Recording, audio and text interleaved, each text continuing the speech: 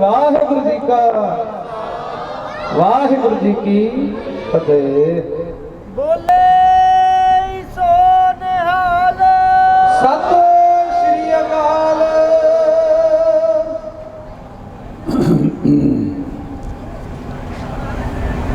वाहिगुरु साहिब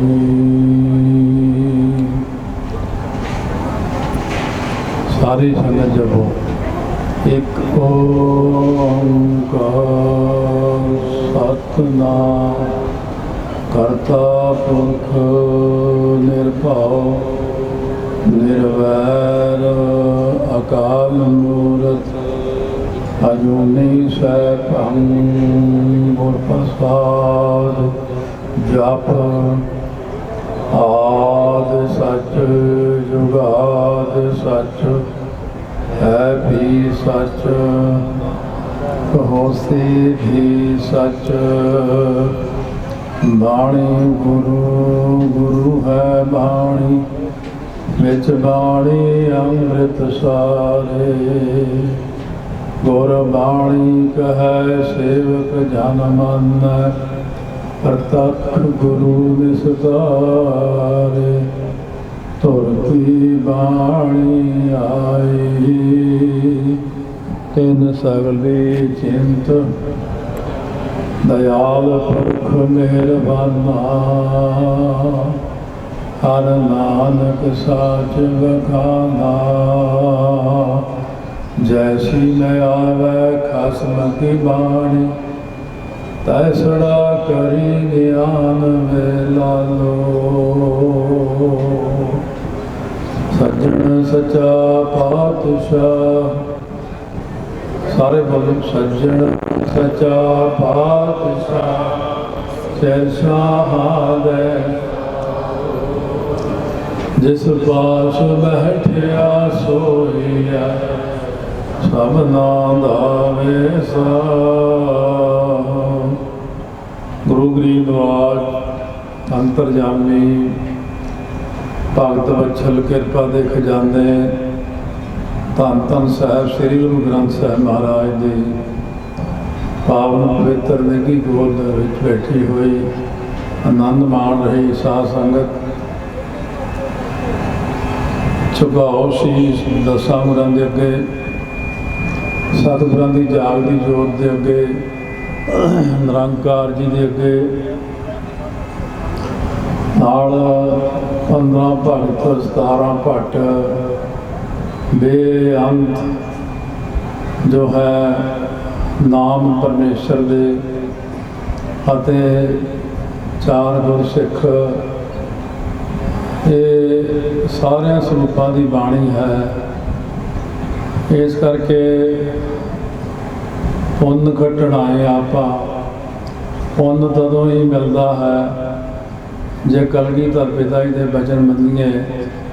सो प्यार सत्कार नाल आपां ये पुछया सी भाई गुरदास जी नूं 800 पंडित काशी दे विच जदों उन्हां नूं चरनामृत दिता सी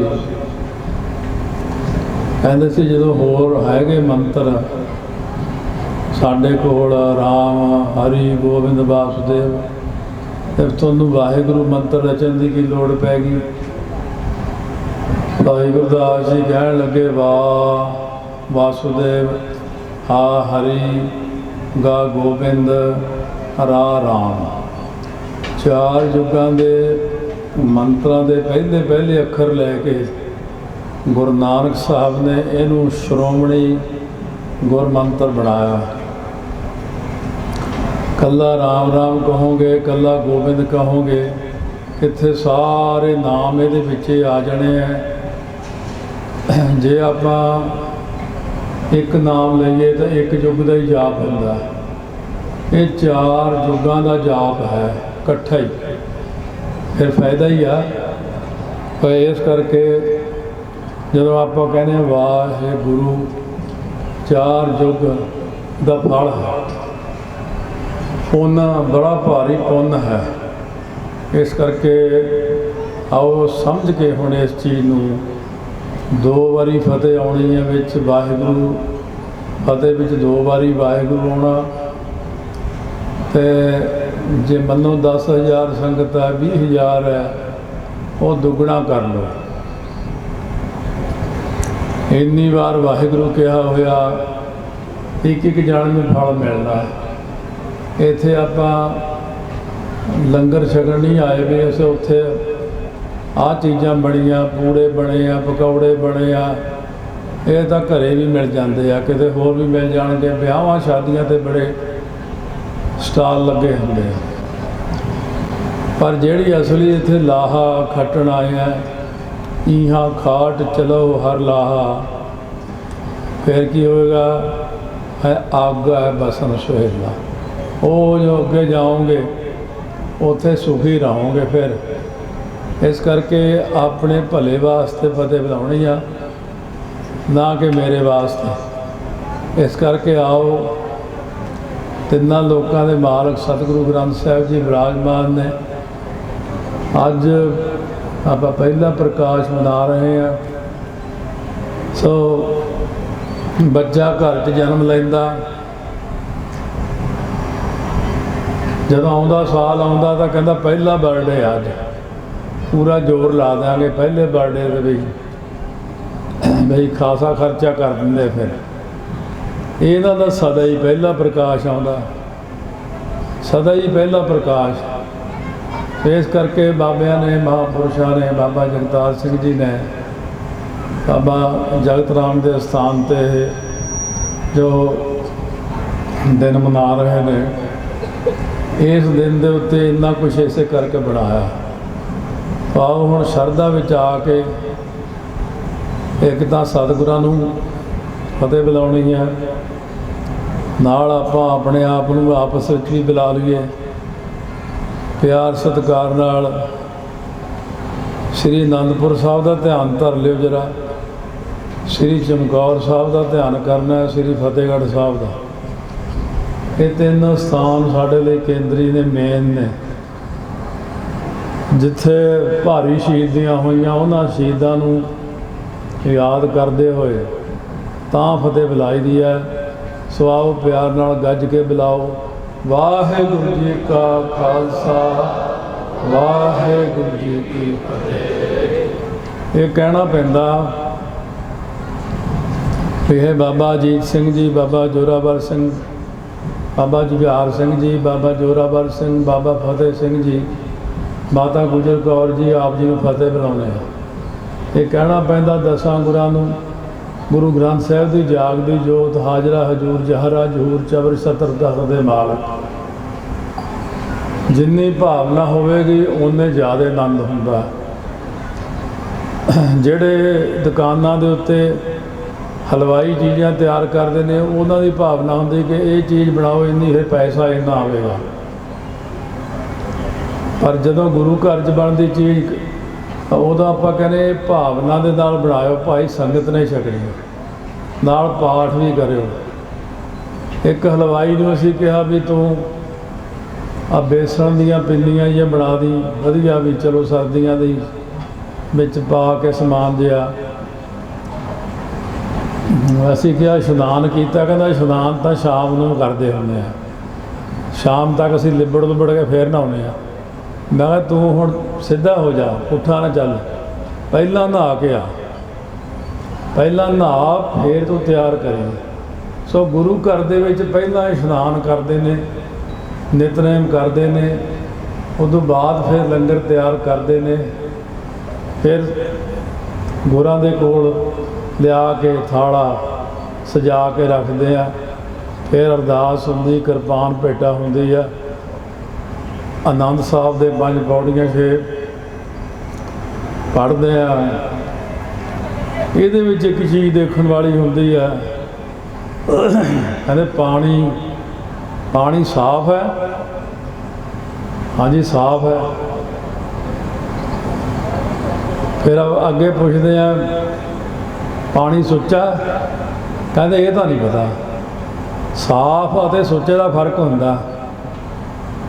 ਹੈ ਤਾਂ ਜਿਹੜਾ ਲੈਟਰਿਨ 'ਚ ਪਾਣੀ ਖੜਾ ਹੁੰਦਾ ਸਾਫ਼ ਬਹੁਤ ਹੁੰਦਾ, ਪਰ ਜੇ ਕਹੀਏ ਸੁੱਚਾ ਤਾਂ ਸੁੱਚਾ ਤਾਂ ਨਹੀਂ ਹੈ ਉਹ। ਜੇ ਕਹੀਏ ਵੀ ਹਾਂ ਵੀ ਇਹ ਨਲਕੇ 'ਚੋਂ ਜਿਹੜਾ ਪਾਣੀ ਆਉਂਦਾ ਸਾਫ਼, ਕਹਿੰਦਾ ਹਾਂ ਜੀ ਬਿਲਕੁਲ ਸਾਫ਼ ਹੈ। ਕਹਿੰਦੇ ਪਵਿੱਤਰ ਜਲ ਹੈ ਇਹ? ਕਹਿੰਦੇ ਨਹੀਂ, ਪਵਿੱਤਰ ਤਾਂ ਸਰੋਵਰ ਸਾਹਿਬ ਦਾ ਹੀ ਹੈ। ਪਵਿੱਤਰ ਜਲ ਤਾਂ ਉਹ ਆ ਜਿੱਥੇ ਬਾਣੀ ਪੜ੍ਹੀ ਜਾਂਦੀ ਹੈ। ਪਵਿੱਤਰ ਜਲ ਤਾਂ ਲਿਆਏ ਪੰਜ ਪਿਆਰੇ ਸਾਫ਼, ਫਿਰ ਉਹ ਪੁਣਿਆ, ਸੁੱਚਾ ਕੀਤਾ, ਬਾਣੀ ਪੜ੍ਹੀ, ਸੁੱਚਾ ਹੋ ਗਿਆ, ਅਰਦਾਸ ਕੀਤੀ, ਨਿਤਨੇਮ ਕਰਦਿਆਂ ਕਰਦਿਆਂ ਉਹ ਪਵਿੱਤਰ ਹੋ ਗਿਆ। ਇਹ ਚੀਜ਼ਾਂ ਦਾ ਖਿਆਲ ਰੱਖਣਾ, ਸਾਫ਼, ਸੁੱਚਾ ਤੇ ਪਵਿੱਤਰ। ਇਹ ਜਿਹੜੀ ਅੰਦਰਲੀ ਕਲਾ ਇੱਕ ਵਰਤਦੀ ਹੁੰਦੀ ਹੈ। ਕਲਾ ਇੱਕ ਅੱਖਰ ਹੈ ਜਾਇ, ਆਪਣੀ ਜਿੰਨੀ ਸੰਗਤ ਬੈਠੀ ਹੈ ਇਹਦੇ 'ਚੋਂ ਵਿਰਲੇ ਹੀ ਹੋਣਗੇ ਜਿਹੜੇ ਸਹਿਜ ਪਾਠ ਕਰਦੇ ਨੇ, ਸੰਥਿਆ ਕਰਦੇ ਨੇ, ਅਰਥਾਂ ਨੂੰ ਜਾਣਦੇ ਨੇ, ਸਮਝਦੇ ਨੇ। ਇਹ ਵਿਰਲੇ ਹੀ ਨੇ। ਪਰ ਇਹ ਗੱਲ ਦਾ ਖਿਆਲ ਰੱਖੋ, ਬਾਣੀ ਦੇ ਅੰਦਰ ਇੰਨਾ ਡੂੰਘਾ ਸਮੁੰਦਰ ਹੈ। ਵਿਚਾਰ ਕਰਦੇ ਕਰਦੇ ਜੇ ਮੇਰੀ ਉਮਰ 1 ਲੱਖ ਸਾਲ ਹੋਵੇ, 10 ਲੱਖ ਸਾਲ ਹੋਵੇ, ਤਾਂ ਵੀ ਮੈਂ ਇਹੀ ਕਹੂੰਗਾ ਹਾਲੇ ਤਾਂ ਥੋੜ੍ਹੀ ਜਿਹੀ ਡਾਰੀ ਵੱਜੀ ਹੈ, ਬਾਹਲਾ ਤਾਂ ਨਹੀਂ ਪਤਾ ਲੱਗਿਆ। ਬਾਣੀ ਦਾ ਇਤਨਾ ਅਗਾਧ ਬਹੁਤ ਸਮੁੰਦਰ ਹੈ। ਪੰਛੀ ਅਸਮਾਨ ਵਿੱਚ ਉੱਡ ਕੇ ਆਨੰਦ ਲੈ ਸਕਦਾ ਹੈ, ਪਰ ਅਸਮਾਨ ਦਾ ਅੰਤ ਨਹੀਂ ਪਾ ਸਕਦਾ। ਇੱਕ ਬੰਦਾ ਕਹਿੰਦਾ ਸਮੁੰਦਰ ਜਿੱਡੀ ਹੈ ਫਲਾਨੀ ਚੀਜ਼ ਸਮੁੰਦਰ। ਮੈਂ ਕਿਹਾ ਧਰਤੀ ਤਾਂ ਕਹਿੰਦਾ ਬਿਲਕੁਲ ਹੀ ਛੋਟਾ ਜਿਹਾ ਹਿੱਸਾ ਹੈ, ਸਮੁੰਦਰ ਬਹੁਤ ਵੱਡਾ ਹੈ। ਮੈਂ ਕਿਹਾ ਧਰਤੀ ਕਿੱਡੀ ਕੁ ਵੱਡੀ ਆ? ਕਦੇ ਗਲੈਕਸੀ ਦੇ ਵਿੱਚ ਜਾ ਕੇ ਦੇਖੀ ਧਰਤੀ ਕਿੰਨੀ ਕੁ ਵੱਡੀ, ਪਛਾਣ ਹੀ ਨਹੀਂ ਆਉਂਦੀ ਵੀ ਇੱਥੇ ਧਰਤੀ ਹੈ, ਸਿਰਫ ਐਰੋ ਲੱਗਿਆ ਹੋਇਆ ਉੱਥੇ। ਧਰਤੀ ਦਾ ਪਤਾ ਹੀ ਨਹੀਂ ਲੱਗਦਾ। ਕਹਿੰਦੇ ਸੂਰਜ ਇਦੋਂ ਹੀ ਵੱਡਾ। ਕਹਿੰਦੇ ਇੰਨੇ ਵੱਡੇ ਵੱਡੇ ਸੂਰਜ ਪਏ ਨੇ, ਸਾਡਾ ਸੂਰਜ ਉਹਨਾਂ ਮੂਹਰੇ ਸਰੋਂ ਦਾ ਦਾਣਾ ਲੱਗਦਾ। ਤੋ ਕਹਿਣ ਤੋਂ ਭਾਵ ਹੈ ਅਣਗਿਣਤ ਤਾਰੇ ਨੇ ਅਸਮਾਨ ਦੇ ਵਿੱਚ, ਪਰ ਸਭ ਤੋਂ ਵੱਡਾ ਕੀ ਹੈ? ਅਸਮਾਨ ਹੈ। ਅਸਮਾਨ ਤੋਂ ਵੱਡਾ ਕੌਣ ਹੈ? ਅਸਮਾਨ ਤੋਂ ਵੱਡਾ ਪਰਮਾਤਮਾ, ਜਿਹਦੇ ਵਿੱਚ ਸਾਰਾ ਕੁਝ ਸਮਾਇਆ ਹੋਇਆ। ਧਿਆਨ ਅੱਜ ਕੱਲ੍ਹ ਬਿਰਤੀਆਂ ਜਿਹੜੀਆਂ ਪਦਾਰਥਵਾਦ ਦੀ ਜ਼ਿਆਦਾ, ਪੈਸੇ ਵੱਲ ਨੂੰ ਥੋੜ੍ਹਾ ਧਿਆਨ ਜ਼ਿਆਦਾ ਹੈ। ਤੋ ਇਸ ਗੱਲ ਨੂੰ ਬੜੇ ਧਿਆਨ ਨਾਲ ਸੁਣੋ। ਸਾਰੀ ਦੁਨੀਆ ਪੈਸੇ ਲਈ ਹੀ ਦੌੜ ਭੱਜ ਕਰ ਰਹੀ ਹੈ। ਪੈਸੇ ਲਈ ਸੰਪੈ ਕਉ ਈਸ਼ਰ ਧਿਆਈਐ। ਲੋਕ ਸ਼ਿਵ ਜੀ ਦੀ ਆਰਾਧਨਾ ਕਰਦੇ ਆ ਸੰਪੈ, ਪੈਸੇ ਵਾਸਤੇ। ਸੰਪੈ ਕਉ ਈਸ਼ਰ ਧਿਆਈਐ, ਸੰਪੈ ਪੁਰਬ ਲਿਖੇ ਕੀ ਪਾਈਐ। ਪੈਸਾ ਪਿਛਲੇ ਜਨਮ ਦਾ ਦਾਨ ਕੀਤਾ ਹੋਇਆ ਹੀ ਮਸਤਕ 'ਤੇ ਲਿਖਿਆ ਹੁੰਦਾ, ਤਾਂ ਹੀ ਆਉਂਦਾ। ਕਹਿੰਦੇ ਬੰਦਾ ਕੀ ਬਣ ਜਾਂਦਾ? ਸੰਪੈ ਕਾਰਨ ਚਾਕਰ ਚੋਰ। ਪੈਸੇ ਕਰਕੇ ਬੰਦਾ ਜਿਹੜਾ ਹੈ ਉਹ ਚਾਕਰੀ ਕਰਦਾ, ਨੌਕਰੀ। ਚੋਰੀ ਕਾਹਦੇ ਲਈ ਕਰਦਾ? ਪੈਸੇ ਲਈ ਕਰਦਾ। ਦੁਨੀਆ ਦਾ ਕੋਈ ਕੰਮ ਆਪਾਂ ਕਾਹਦੇ ਲਈ ਕਰਦੇ ਆ? ਆਇਲਸ ਕਰਨੀ। ਲੋਕ ਅੱਜ ਕੱਲ੍ਹ ਮੇਰੇ ਕੋਲ ਹੋਰ ਫੋਨ ਨਹੀਂ ਆਉਂਦੇ। ਹੁਣ ਕਿਸੇ ਦਾ ਇਹ ਫੋਨ ਨਹੀਂ ਆਉਂਦਾ ਕਿ ਸਿੱਖੀ ਮਿਲੇ, ਨਾਮਦਾਨ ਮਿਲੇ। ਹੁਣ ਇਹ ਆਉਂਦਾ ਵੀ ਕਾਕਾ ਰਹਿ ਗਿਆ, ਕੋਈ ਸ਼ਬਦ ਦੱਸੋ ਇਹ ਆਇਲਸ ਤੋਂ ਅੱਗੇ ਲੰਘ ਜੇ, ਫਿਰ ਬਾਹਰ ਜਾਊਗਾ, ਫਿਰ ਬਾਹਰ ਕੇਸ ਕਟਵਾਊਗਾ ਕਾਕਾ, ਨਾਲੇ ਮੌਜਾਂ ਕਰੂ, ਸ਼ਰਾਬ ਦੇ ਦਰਿਆ ਵਿੱਚ ਡੁੱਬੂ, ਇੱਥੇ ਹੀ ਡੁੱਬ ਲਾ। ਇਸ ਕਰਕੇ ਉੱਥੇ ਜਾ ਜਾ ਕੇ ਜਿਹੜੇ ਸੰਸਾਰ ਦੇ ਜੀਵ ਜਾਂਦੇ ਨੇ, ਤੀਜੀ ਪੀੜ੍ਹੀ ਈਸਾਈਆਂ ਦੀ ਬਣ ਜਾਂਦੀ ਆ। ਪਹਿਲੀ ਸਿੱਖ, ਦੂਜੀ ਅੱਧੀ ਸਿੱਖ, ਤੀਜਾ ਈਸਾਈ। ਸੋ ਸਿੱਖੋ, ਥੋੜ੍ਹਾ ਜਿਹਾ ਹੋਸ਼ ਕਰੋ, ਹੋਸ਼। ਸਿੱਖੀ ਮਹਾਰਾਜ ਦੇ ਦੇਵੇ, ਭਾਵੇਂ ਛੋਲਿਆਂ ਦੇ ਦਾਣੇ ਚੱਬ ਕੇ ਗੁਜ਼ਾਰਾ ਕਰ ਲਈਏ। ਜੇ ਸਿੱਖੀ ਰਹੇਗੀ ਤਾਂ ਸੱਚਖੰਡ 'ਚ ਵੀ ਜਗ੍ਹਾ ਮਿਲ ਜਾਏਗੀ। ਜੇ ਸਿੱਖੀ ਉਹ ਨਾ ਰਹੀ, ਫਿਰ ਆਪਾਂ ਕਿਸੇ ਜੋਗੇ ਨਾ ਕਾਸੇ ਜੋਗੇ, ਕਿਤੇ ਵੀ ਨਹੀਂ, ਕਿਸੇ ਢੋਈ ਨਹੀਂ ਮਿਲਣੀ ਕਿਤੇ। ਇਹ ਗੱਲ ਦਾ ਪਹਿਲਾਂ ਧਿਆਨ ਰੱਖੋ ਸਾਰੇ। ਇਸ ਕਰਕੇ ਜਦੋਂ ਗੁਰਬਾਣੀ ਦੀ ਰਚਨਾ ਕੀਤੀ, ਗੁਰੂ ਨਾਨਕ ਸਾਹਿਬ ਨੇ ਸ਼ਬਦ ਉਚਾਰਨ ਕੀਤੇ। ਕਹਿੰਦੇ ਦਮਦਮੀ ਟਕਸਾਲ ਹੈ, ਟਕਸਾਲ 'ਚ ਅਰਥ ਪੜ੍ਹਾਏ ਜਾਂਦੇ ਨੇ। ਇਹ ਟਕਸਾਲ 10ਵੇਂ ਪਾਤਸ਼ਾਹ ਨੇ ਸਾਜੀ ਹੈ। ਸੰਤ ਬਾਬਾ ਅਜੀਤ ਸਿੰਘ ਜੀ ਹੰਸਾਲੀ ਵਾਲੇ ਮੈਨੂੰ ਕਹਿੰਦੇ ਟਕਸਾਲ ਕਦੋਂ ਚੱਲੀ ਹੈ, ਕਿਹਨੇ ਚਲਾਈ ਹੈ।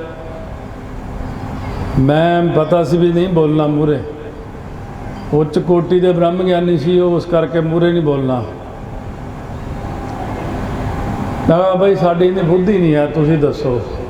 ਕਹਿੰਦੇ ਇਹ ਤਾਂ ਭਾਈ ਗੁਰੂ ਨਾਨਕ ਸਾਹਿਬ ਨੇ ਚਲਾਤੀ ਸੀ। ਜਦ ਪਹਿਲਾ ਸ਼ਬਦ ਪੜ੍ਹਿਆ ਗੁਰੂ ਨਾਨਕ ਸਾਹਿਬ ਨੇ, ਦੇਖੋ ਇੱਕ ਸ਼ਬਦ ਆ ਉਹਦੀ ਸੰਥਿਆ ਨਾ ਹੋਈ ਹੋਵੇ, ਉਹ ਪੜ੍ਹਨਾ ਹੀ ਨਹੀਂ ਆਉਂਦਾ ਕਿਸੇ ਨੂੰ। ਉਹ ਗੁਰੂ ਨਾਨਕ ਸਾਹਿਬ ਨੇ ਪਹਿਲਾ ਸ਼ਬਦ ਹੀ ਉਹ ਉਚਾਰਨ ਕੀਤਾ, ਯਕ ਅਰਜ ਗੁਫਤਮ ਪੇਸ਼ ਤੋਂ ਦਰਗੋਸ਼ ਕੁਨ ਕਰਤਾਰ ਹੱਕਾ ਕਬੀਰ ਕਰੀਮ ਤੁਬੇ ਹੈ ਪਰਵਦਗਾਰ ਦੁਨੀਆ ਮੁਕਾਮੇ ਫਾਨੀ ਤਹਿਕੀਕ ਦਿਲਦਾਨੀ। ਇਹ ਸ਼ਬਦ ਇਹ ਪੜ੍ਹਨਾ ਹੀ ਔਖਾ ਹੈ। ਨਾਨਕ ਬਗੋਇਲ ਜਨ ਤੁਰਾਂ ਤੇਰੇ ਚਾਕਰਾ ਪਾ ਖਾਕ। ਇਹਦੀ ਬੋਲੀ ਵੀ ਪਠਾਣਾ ਵਾਲੀ ਬੋਲਣੀ ਪੈਂਦੀ ਆ। ਹਮਾਰਾ ਇੱਕ ਆਸ ਬਸੇ, ਜੇ ਸੰਥਿਆ ਤੋਂ ਬਿਨਾਂ ਇਹ ਪਤਾ ਨਹੀਂ ਲੱਗਦਾ। ਜਿਹੜਾ ਦਾਸ ਨੇ ਜਾਪ ਸਾਹਿਬ ਪੜ੍ਹਿਆ ਸੁਤੇ ਸਿੱਧੀ ਉਹਦੇ ਵਿੱਚ ਮੈਨੂੰ ਕਿਸੇ ਨੇ ਇਹ ਪੜ੍ਹਾਇਆ ਨਹੀਂ ਹੈ। ਉਸਤਾਦ ਤਾਂ ਇਹੀ ਕਹਿੰਦਾ ਸੀ ਜ਼ਮੀਨੁਲ ਜਮਾ ਹੈ ਅਮੀਕੁਲ ਇਮਾ ਹੈ। ਮੇਰੇ ਮੂੰਹ ਦੇ ਉੱਤੇ ਇਹੀ ਚੀਜ਼ ਜ਼ਮੀਨੁਲ ਜਮਾ ਹੈ ਅਮੀਕੁਲ ਇਮਾ ਹੈ, ਜ਼ਮੀਨੁਲ ਜਮਾ ਹੈ। ਇਹ ਬੋਲੀ ਉੱਧਰਲੀ ਆ, ਅਰਬੀ ਫਾਰਸੀ ਦੀ। ਇਸ ਕਰਕੇ ਗੁਰੂ ਨਾਨਕ ਸਾਹਿਬ ਨੇ ਪਹਿਲਾ ਸ਼ਬਦ ਉਚਾਰਨ ਕੀਤਾ। ਪੜ੍ਹਾਉਣ ਵਾਲਾ ਜਿਹੜਾ ਸੀਗਾ ਉੱਥੇ, ਉਹਨੂੰ ਸਮਝ ਹੀ ਨਾ ਆਇਆ। ਕਹਿਣ ਲੱਗਿਆ ਜੀ ਅਰਥ ਦੱਸੋ ਇਹਦਾ ਕੀ ਆ, ਫੇਰ ਹੀ ਪਤਾ ਲੱਗੇਗਾ।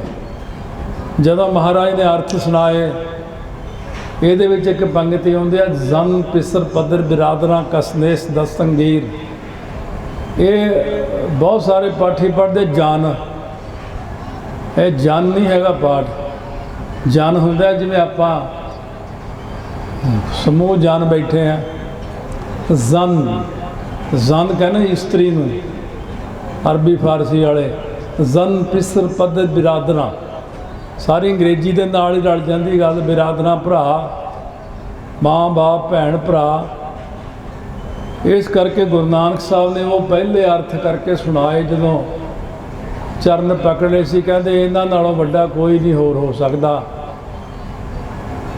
ਇਸ ਕਰਕੇ ਮਹਾਰਾਜ ਨੇ ਕੀਰਤਨ ਹਲੇ ਸ਼ਬਦ ਦੇ ਅਰਥ ਪਹਿਲਾਂ ਕੀਤੇ ਆ। ਇੱਕ ਹੁੰਦੀ ਵੀ ਬਸ ਗੱਲ ਤੇ ਗੱਲ ਸਿੱਟੀ ਤੁਰੀ ਆਉਣੀ, ਉਹ ਨਹੀਂ ਸਾਡੇ ਕੋਲ ਹੈਗੀ। ਮੈਂ ਹਰੇਕ ਗੱਲ ਦੀ ਪਹਿਲਾਂ ਵਿਚਾਰ ਕਰਦਾ ਵੀ ਪਹਿਲਾ ਸ਼ਬਦ 5 ਸਾਲ ਦੀ ਉਮਰ 'ਚ ਦਸਤਾਰ ਸਜਾ ਕੇ ਗੁਰੂ ਨਾਨਕ ਸਾਹਿਬ ਗਏ। ਉਦੋਂ ਸਕੂਲ ਨਹੀਂ ਸੀ ਹੁੰਦੇ, ਮਦਰਸੇ ਜਿਹੇ ਹੁੰਦੇ ਸੀ। ਸੋ ਮਹਾਰਾਜ ਨੇ ਪਹਿਲਾ ਸ਼ਬਦ ਇਹ ਪੜ੍ਹਿਆ। ਇਹ ਜਿਹੜੀ ਭਾਈ ਫਰੰਦੇ ਤੋਂ ਮੰਗਾਈ ਸੀ ਰਬਾਬ, ਭਾਈ ਮਰਦਾਨਾ ਜੀ ਨੂੰ ਭੇਜ ਕੇ, ਉਹ ਤਾਂ ਬਹੁਤ ਬਾਅਦ 'ਚ ਮੰਗਾਈ ਹੈ। ਇਸ ਕਰਕੇ ਇਹ ਕਥਾ ਦੀ ਟਕਸਾਲ, ਕੀਰਤਨ ਦੀ ਟਕਸਾਲ ਤਾਂ ਗੁਰੂ ਨਾਨਕ ਸਾਹਿਬ ਨੇ ਆਰੰਭ ਕਰ ਦਿੱਤੀ ਸੀ। ਉਹਨਾਂ ਨੇ ਸਾਡੇ 'ਤੇ ਕੀਰਤਨ ਕਥਾ ਦੀ ਬਖਸ਼ਿਸ਼ ਕੀਤੀ ਹੈ। ਹਾਂ, ਉਹਨਾਂ ਨੇ ਜਿਵੇਂ ਕਹਿੰਦੇ ਫਾਊਂਡਰ ਉਹ ਨੇ, ਸਟਾਰਟਿੰਗ ਉਹਨਾਂ ਤੋਂ ਹੁੰਦੀ ਹਰੇਕ ਚੀਜ਼ ਦੀ। ਪਰ ਹੌਲੀ ਹੌਲੀ ਫਿਰ ਸਾਨੂੰ ਮਿਲਿਆ ਸਭ ਕੁਝ। ਗੁਰੂ ਅੰਗਦ ਦੇਵ ਜੀ ਨੇ ਲਿਪੀ ਤਿਆਰ ਕੀਤੀ, ਊੜਾ ਐੜਾ ਈੜੀ ਸੱਸਾ ਹਾਹਾ। ਇਸੇ ਪ੍ਰਕਾਰ ਤੀਜੇ ਪਾਤਸ਼ਾਹ ਨੇ ਬਖਸ਼ਿਸ਼ ਕੀਤੀ। ਅੱਗੇ ਮੱਲਾ ਖਾੜਾ ਗੁਰਦੁਆਰਾ ਵੀ ਗੁਰੂ ਅੰਗਦ ਦੇਵ ਜੀ ਨੇ ਰਚਿਆ। ਜੇ ਕਹੀਏ ਗੇਮਾਂ ਕਿੱਥੋਂ ਚੱਲੀਆਂ, ਖੇਡਾਂ ਖਾਲਸੇ ਪੰਥ ਵਿੱਚ ਇਹ ਸ੍ਰੀ ਖਡੂਰ ਸਾਹਿਬ ਤੋਂ ਹੀ ਚੱਲੀਆਂ। ਮੱਲਾ ਖਾੜਾ ਗੁਰਦੁਆਰਾ, ਉੱਥੇ ਦਰਸ਼ਨ ਕਰੋ। ਜਿਹੜਾ ਗੁਰੂ ਅੰਗਦ ਦੇਵ ਮਹਾਰਾਜ ਨੇ ਲਿਪੀ ਬਖਸ਼ਿਸ਼ ਕੀਤੀ ਹੈ। ਪਹਿਲੇ ਪਾਤਸ਼ਾਹ ਨੇ ਪੱਟੀ ਲਿਖੀ ਬਾਣੀ, ਆਸਾ ਮਹੱਲਾ ਪਹਿਲਾ ਪੱਟੀ। ਤੀਜੇ ਪਾਤਸ਼ਾਹ ਨੇ ਵੀ ਪੱਟੀ ਲਿਖੀ ਆ। ਜਿਹੜੇ ਆਪਣੇ 'ਚ ਪੁਰਾਣੇ ਬੈਠੇ ਆ, ਜਦ ਸਕੂਲ ਜਿਹੜੇ ਫੱਟੀਆਂ ਲੈ ਕੇ ਜਾਂਦੇ ਹੁੰਦੇ ਸੀ, ਆਪਾਂ ਫੱਟੀਆਂ ਲਿਜਾਣ ਵਾਲੇ ਜਿਹੜੇ ਬੈਠੇ ਆ, ਬੜੀ ਸਜਾਉਂਦੇ ਸੀ। ਗਾਚ ਨਹੀਂ ਲਿਆ ਕੇ ਚੰਗੀ ਤਰ੍ਹਾਂ ਚਾਰੇ ਪਾਸੇ ਹੱਥ ਫੇਰ ਕੇ ਇੱਕ ਬਣਾ ਕੇ ਉਹਦੇ ਉੱਤੇ ਫਿਰ ਲਿਖ ਕੇ ਆਉਂਦੇ ਸੀਗੇ। ਆਪਾਂ ਨੂੰ ਫੱਟੀ ਕਹਿੰਦੇ, ਇੱਥੇ ਪੱਟੀ ਲਿਖਿਆ। ਰੀਰੀ ਲੱਲੀ ਪਾਪ ਕਮਾਣੇ ਪੜ੍ਹ ਕੇ ਦੇਖ 52 ਅੱਖਰ ਹੀ ਲਿਖੇ ਆ ਬਾਣੀ ਤੇ ਪੰਜਵੇਂ ਪਾਤਸ਼ਾਹ ਲਿਖੀ ਹੈ। ਅੱਖਰਾਂ ਦੀ ਬਣਤਰ ਜਿਹੜੇ ਅੱਖਰ ਰਹਿ ਗਏ ਕਿਸੇ ਪਾਤਸ਼ਾਹ ਨੇ ਲਿਖੇ ਉਹ ਚੌਥੇ ਪਾਤਸ਼ਾਹ ਨੇ ਲਿਖੇ ਆ। ਸਹਿਲੰਗ ਅੰਗ ਬਹੁਤ ਸਾਰੇ ਐਸੇ ਅੱਖਰ ਨੇ ਮਹਾਰਾਜ ਨੇ ਚੌਥੇ ਪਾਤਸ਼ਾਹ ਨੇ ਅੱਖਰ ਸਫਲੇ ਕੀਤੇ। ਸੋ ਇਸ ਕਰਕੇ ਇਹ ਸਾਰੀ ਚੀਜ਼ ਸਾਨੂੰ ਕਦੋਂ ਕਾ ਕੇ ਮਿਲੀ? ਪੰਜਵੇਂ ਪਾਤਸ਼ਾਹ ਵੇਲੇ ਭਾਈ ਸੱਤਾ ਬਲਵੰਡਾ ਜੀ ਦਾ ਹੁਣ ਜ਼ਿਕਰ ਢਾਡੀ ਸਿੰਘ ਕਰ ਰਹੇ ਸੀ ਤਾਂ ਪੰਜਵੇਂ ਪਾਤਸ਼ਾਹ ਵੇਲੇ ਉਹਨਾਂ ਨੇ ਜਵਾਬ ਦੇਣਾ ਸ਼ੁਰੂ ਕਰ ਦਿੱਤਾ ਸੀ, ਅਸੀਂ ਨਹੀਂ ਕੀਰਤਨ ਕਰਨਾ। ਜੇ ਸਾਡੇ ਮਰਦਾਨਾ ਜੀ ਨਾ ਹੁੰਦੇ ਗੁਰੂ ਨਾਨਕ ਸਾਹਿਬ ਨੂੰ ਕਹਿੰਦੇ ਪੁੱਛਣਾ ਸੀ। ਇਹ ਤਰਤੀਬ ਵੀ ਯਾਦ ਰੱਖਿਆ ਕਰੋ। ਭਾਈ ਮਰਦਾਨਾ ਜੀ, ਦਾਨਾ ਜੀ, ਦਾਲਾ ਜੀ, ਸੱਤਾ ਬਲਵੰਡਾ ਜੀ, ਫਿਰ ਉਹ ਜਦੋਂ ਉਹ ਚੜ੍ਹਾਈ ਕਰ ਗਏ ਲਾਹੌਰ ਸਰੀਰ ਛੱਡਿਆ ਸੀ ਨਾ, ਇਹਨਾਂ ਦਾ ਅੱਗੇ ਸੀ ਬਾਬਕ। ਬਾਬਕ ਦੇ ਦੋ ਕੰਮ ਸੀ, ਕੀਰਤਨ ਵੀ ਕਰਨਾ ਤੇ ਜੰਗ ਵੀ ਕਰਨਾ। ਉਹ ਰਿਹਾ ਮਹਾਰਾਜ ਅੱਗੇ 7ਵੇਂ 8ਵੇਂ ਪਾਤਸ਼ਾਹ ਤੱਕ। ਫਿਰ ਅੱਗੇ ਦੋ ਰਾਗੀ ਹੋਰ ਆਏ ਸੀ, ਉਹਨਾਂ ਦਾ ਇਹਨਾਂ ਦੀ ਕੋਲ ਵਿੱਚੋਂ ਉਹ ਸੀ ਕਿ ਭਾਈ ਸੱਦੂ ਤੇ ਮੱਦੂ, ਜਿਨ੍ਹਾਂ ਨੇ ਮਾਤਾ ਸਾਹਿਬ ਕੌਰ ਜੀ ਦਾ ਆਨੰਦ ਕਾਰਜਾਂ ਸਾਰੇ ਆਨੰਦ ਕਾਰਜ ਕਰਾਏ ਸੀ। ਇੱਕ ਤਾਂ ਇਹ ਲੜੀ ਯਾਦ ਰੱਖਿਆ ਕਰੋ, ਰਾਗੀ ਕਿਹੜੇ ਕਿਹੜੇ ਹੋਏ ਆ।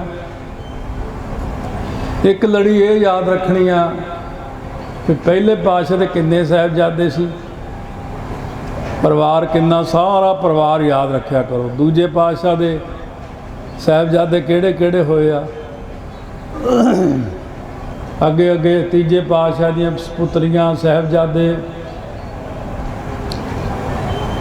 ਮੈਨੂੰ ਅੱਜ ਯਾਦ ਆ ਰਿਹਾ ਸੀ ਜਦੋਂ ਕਥਾ ਕਰਦੇ ਸੀ, ਜਦੋਂ ਤੀਜੇ ਪਾਤਸ਼ਾਹ ਵਾਲੇ ਬਾਬਾ ਮੋਹਨ ਜੀ ਦੇ ਸਪੁੱਤਰ ਸੀ ਭਾਈ ਸੰਤ ਰਾਮ ਜੀ। ਉਹ ਜ਼ਿਆਦਾਤਰ ਤੀਜੇ ਪਾਤਸ਼ਾਹ ਕੋਲ ਛੋਟੇ ਹੁੰਦੇ ਤੋਂ ਬਿਠਾਤੇ ਸੀ ਲਿਆ ਕੇ।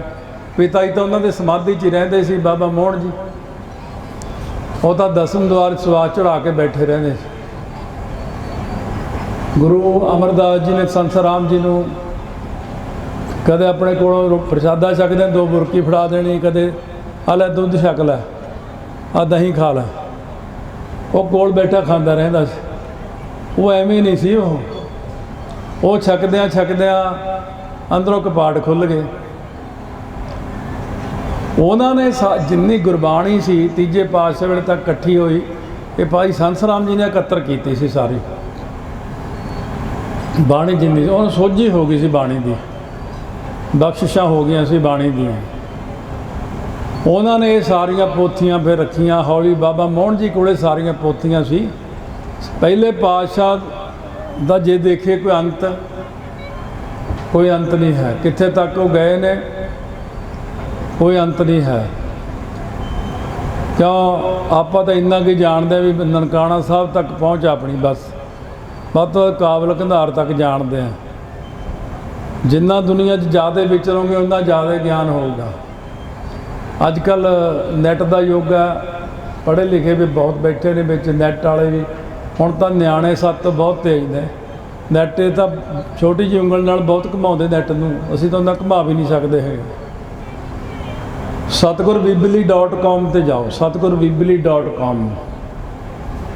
ਇਹਦੇ 'ਤੇ ਬਹੁਤ ਖਜ਼ਾਨਾ ਰੱਖਿਆ ਹੋਇਆ, ਬਹੁਤ ਭਾਰੀ ਖਜ਼ਾਨਾ ਇਹਦੇ 'ਚ। ਔਰ ਮੈਂ ਪੜ੍ਹ ਹੈਰਾਨ ਹੁੰਦਾ ਉਹ ਸਿੰਘ ਦੀ ਕਿੰਨੀ ਖੋਜ ਹੈ। ਜਿਹੜਾ ਪਹਿਲਾਂ ਬੋਪਾ ਰਾਏ ਰਿਹਾ, ਫਿਰ ਉਹਨੇ PhD ਕੀਤੀ, ਫਿਰ ਉਹ ਕੈਨੇਡਾ ਗਿਆ। ਕਿਹੜੇ ਦੇਸ਼ ਵਿੱਚ ਕਿਹੜਾ ਨਾਮ ਸੀ ਗੁਰੂ ਨਾਨਕ ਸਾਹਿਬ ਦਾ, ਫਿਰ ਉਹ ਗੁਰੂ ਨਾਨਕ ਸਾਹਿਬ ਬਾਰੇ ਉਹਨੇ ਜ਼ਿਕਰ ਜਦੋਂ ਕੀਤਾ, ਫਿਰ ਮਹਾਰਾਜ ਸੱਚੇ ਪਾਤਸ਼ਾਹ ਕਿੱਥੇ ਕਿੱਥੇ ਗਏ ਨੇ ਬੰਦਾ ਮੰਨ ਨਹੀਂ ਸਕਦਾ। ਮਹਾਰਾਜ ਮੈਕਸੀਕੋ ਤੱਕ ਗਏ ਇੱਧਰੋਂ। ਇੱਕ ਬੰਦਾ ਕਹਿੰਦਾ ਕਿੱਥੋਂ ਦੀ ਹੋ ਕੇ, ਮੈਂ ਟੋਰਾਂਟੋ ਦੇ ਵਿੱਚ ਦੀ ਹੋ ਕੇ ਗਿਆ। ਟੋਰਾਂਟੋ ਤੋਂ ਬਸਿਆ ਹੀ ਨਹੀਂ ਸੀ, ਵੈਸੇ ਲੰਘੇ ਉੱਥੋਂ ਸੀ। ਟੋਰਾਂਟੋ ਦਾ ਇਤਿਹਾਸ ਮੈਂ ਪੜ੍ਹਿਆ, ਇਹ ਕਿਵੇਂ ਬਣਿਆ ਟੋਰਾਂਟੋ। ਇਹਦੇ ਬਰਫ਼ ਬਹੁਤ ਜ਼ਿਆਦਾ, 10-10 15-15 ਫੁੱਟ ਬਰਫ਼ ਹੁੰਦੀ ਸੀ। ਇੱਕ ਬੰਦੇ ਨੇ ਸਿਰਫ ਇੱਕ ਖੋਖਾ ਜਿਹਾ ਖੋਲ੍ਹਿਆ ਹੋਇਆ ਸੀ ਕੌਫੀ ਦਾ, ਉਹ ਵੀ ਮਾਰੂ ਦੁੱਧ ਤੋਂ ਬਿਨਾਂ। ਕੋਈ ਲੰਘਦਾ ਰਾਹੀ ਪਾਂਧੀ ਉੱਥੇ ਕੌਫੀ ਪੀਂਦਾ ਸੀ ਉਹਦੇ ਕੋਲ ਬਸ। ਉਹ ਇੱਕ ਹੋਰ ਖੁੱਲ੍ਹ ਗਈ ਦੁਕਾਨ, ਇੱਕ ਹੋਰ ਖੁੱਲ੍ਹ ਗਈ, ਇੱਕ ਹੋਰ ਖੁੱਲ੍ਹ ਗਈ। ਹੁਣ ਉਹਦਾ ਨਾਮ ਟੋਰਾਂਟੋ ਪੈ ਗਿਆ। ਇਸ ਤਰ੍ਹਾਂ ਕੈਨੇਡਾ ਹੌਲੀ ਹੌਲੀ ਵਸਿਆ। ਇਹਨਾਂ ਦੀ ਵੀ ਇੱਕ ਤਰਤੀਬ ਹੈ। ਅਮਰੀਕਾ ਨੂੰ ਜਿਵੇਂ 300 ਸਾਲ, ਕੈਨੇਡਾ ਨੂੰ 250 ਸਾਲ, ਆਸਟ੍ਰੇਲੀਆ ਨੂੰ 200 ਸਾਲ ਅਤੇ ਨਿਊਜ਼ੀਲੈਂਡ ਨੂੰ 150 ਸਾਲ ਬਣੇ ਨੂੰ ਹੋਇਆ। ਅਸੀਂ ਜਦੋਂ ਜਾਂਦੇ ਹਾਂ ਬਾਹਰਲੇ ਦੇਸ਼ਾਂ 'ਚ, ਤੁਸੀਂ ਕਹੋ ਮੈਨੂੰ, ਜੇ ਤੁਸੀਂ ਕਹੋ ਤੂੰ ਵੀ ਤਾਂ ਗਿਆ ਹੀ ਆ, ਮੈਂ ਤੁਹਾਡੇ ਵਾਂਗੂ ਉਹ ਕੁਛ ਨਹੀਂ ਕਰਨ ਗਿਆ। ਮੈਂ ਤਾਂ ਬਹੁਤ ਖੋਜ ਕਰਕੇ ਆਇਆ ਬਾਹਰ। ਮੈਂ ਤਾਂ ਉਹ ਥਾਂ ਦੇਖੀਆਂ ਜਿੱਥੇ ਗੁਰੂ ਨਾਨਕ ਸਾਹਿਬ ਸਪੇਨ ਵਿੱਚ 2 ਜਗ੍ਹਾ ਗਏ। ਗ੍ਰੀਸ ਵਿੱਚ ਅਸੀਂ ਕਈ ਥਾਵਾਂ ਲੱਭੀਆਂ ਮਹਾਰਾਜ ਦੀਆਂ। ਜਦ ਅਸੀਂ ਮਨੀਲਾ ਗਏ ਤਾਂ ਉੱਥੇ ਗੁਰੂ ਨਾਨਕ ਸਾਹਿਬ ਬਾਰੇ ਇੱਕ ਪੁਸਤਕ ਮਿਲਦੀ ਆ ਬਿਦਰ ਤੋਂ, ਜਿੱਥੇ ਗੁਰੂ ਨਾਨਕ ਸਾਹਿਬ ਦਾ ਨਾਨਕ ਝੀਰਾ ਸਥਾਨ ਹੈ। ਉਹ ਪੁਸਤਕ ਦੇ ਬੈਕ ਸਾਈਡ 'ਤੇ ਇੱਕ ਨਕਸ਼ਾ ਬਣਿਆ ਹੋਇਆ ਵਰਲਡ ਦਾ। ਗੁਰੂ ਨਾਨਕ ਸਾਹਿਬ ਕਿੱਥੇ ਕਿੱਥੇ ਗਏ ਸੀ। ਉਹ ਮਨੀਲਾ ਦੇ ਇੱਕ ਟਾਪੂ 'ਤੇ ਵੀ ਗਏ ਸੀ। ਫਿਰ ਅਸੀਂ ਜਹਾਜ਼ ਫੜ ਕੇ ਉਹ ਟਾਪੂ 'ਤੇ ਗਏ ਵੀ ਉਹ ਗੁਰੂ ਨਾਨਕ ਸਾਹਿਬ ਥਾਂ ਲੱਭਣ ਦਾ ਮੈਂ ਯਤਨ ਤਾਂ ਕੀਤਾ ਵੀ ਇੱਥੇ ਗੁਰੂ ਨਾਨਕ ਸਾਹਿਬ ਹੈ। ਜੇ ਗੁਰੂ ਨਾਨਕ ਸਾਹਿਬ ਦੀ ਖੋਜ ਵੱਲ ਜਾਈਏ ਜਾਂ ਉਹਨਾਂ ਦੇ ਚਰਨ ਪਾਉਣ ਦੇ ਪਹਿਲਾਂ, ਮੈਂ ਦੇਖੋ ਮੇਰੇ ਮਨ 'ਚ ਵੀ ਆਉਂਦਾ ਸੀ ਤੁਹਾਡੇ ਵਾਂਗੂ। ਭਾਈ ਗੁਰਦਾਸ ਜੀ ਨੇ ਲਿਖਿਆ, ਬਾਬੇ ਤਾਰੇ 4 ਚੱਕ 9 ਖੰਡ, ਪ੍ਰਿਥਵੀ ਸੱਚਾ ਢੋਆ, ਗੁਰਮੁਖ ਕਲ ਵਿੱਚ ਪ੍ਰਗਟ ਹੋਆ।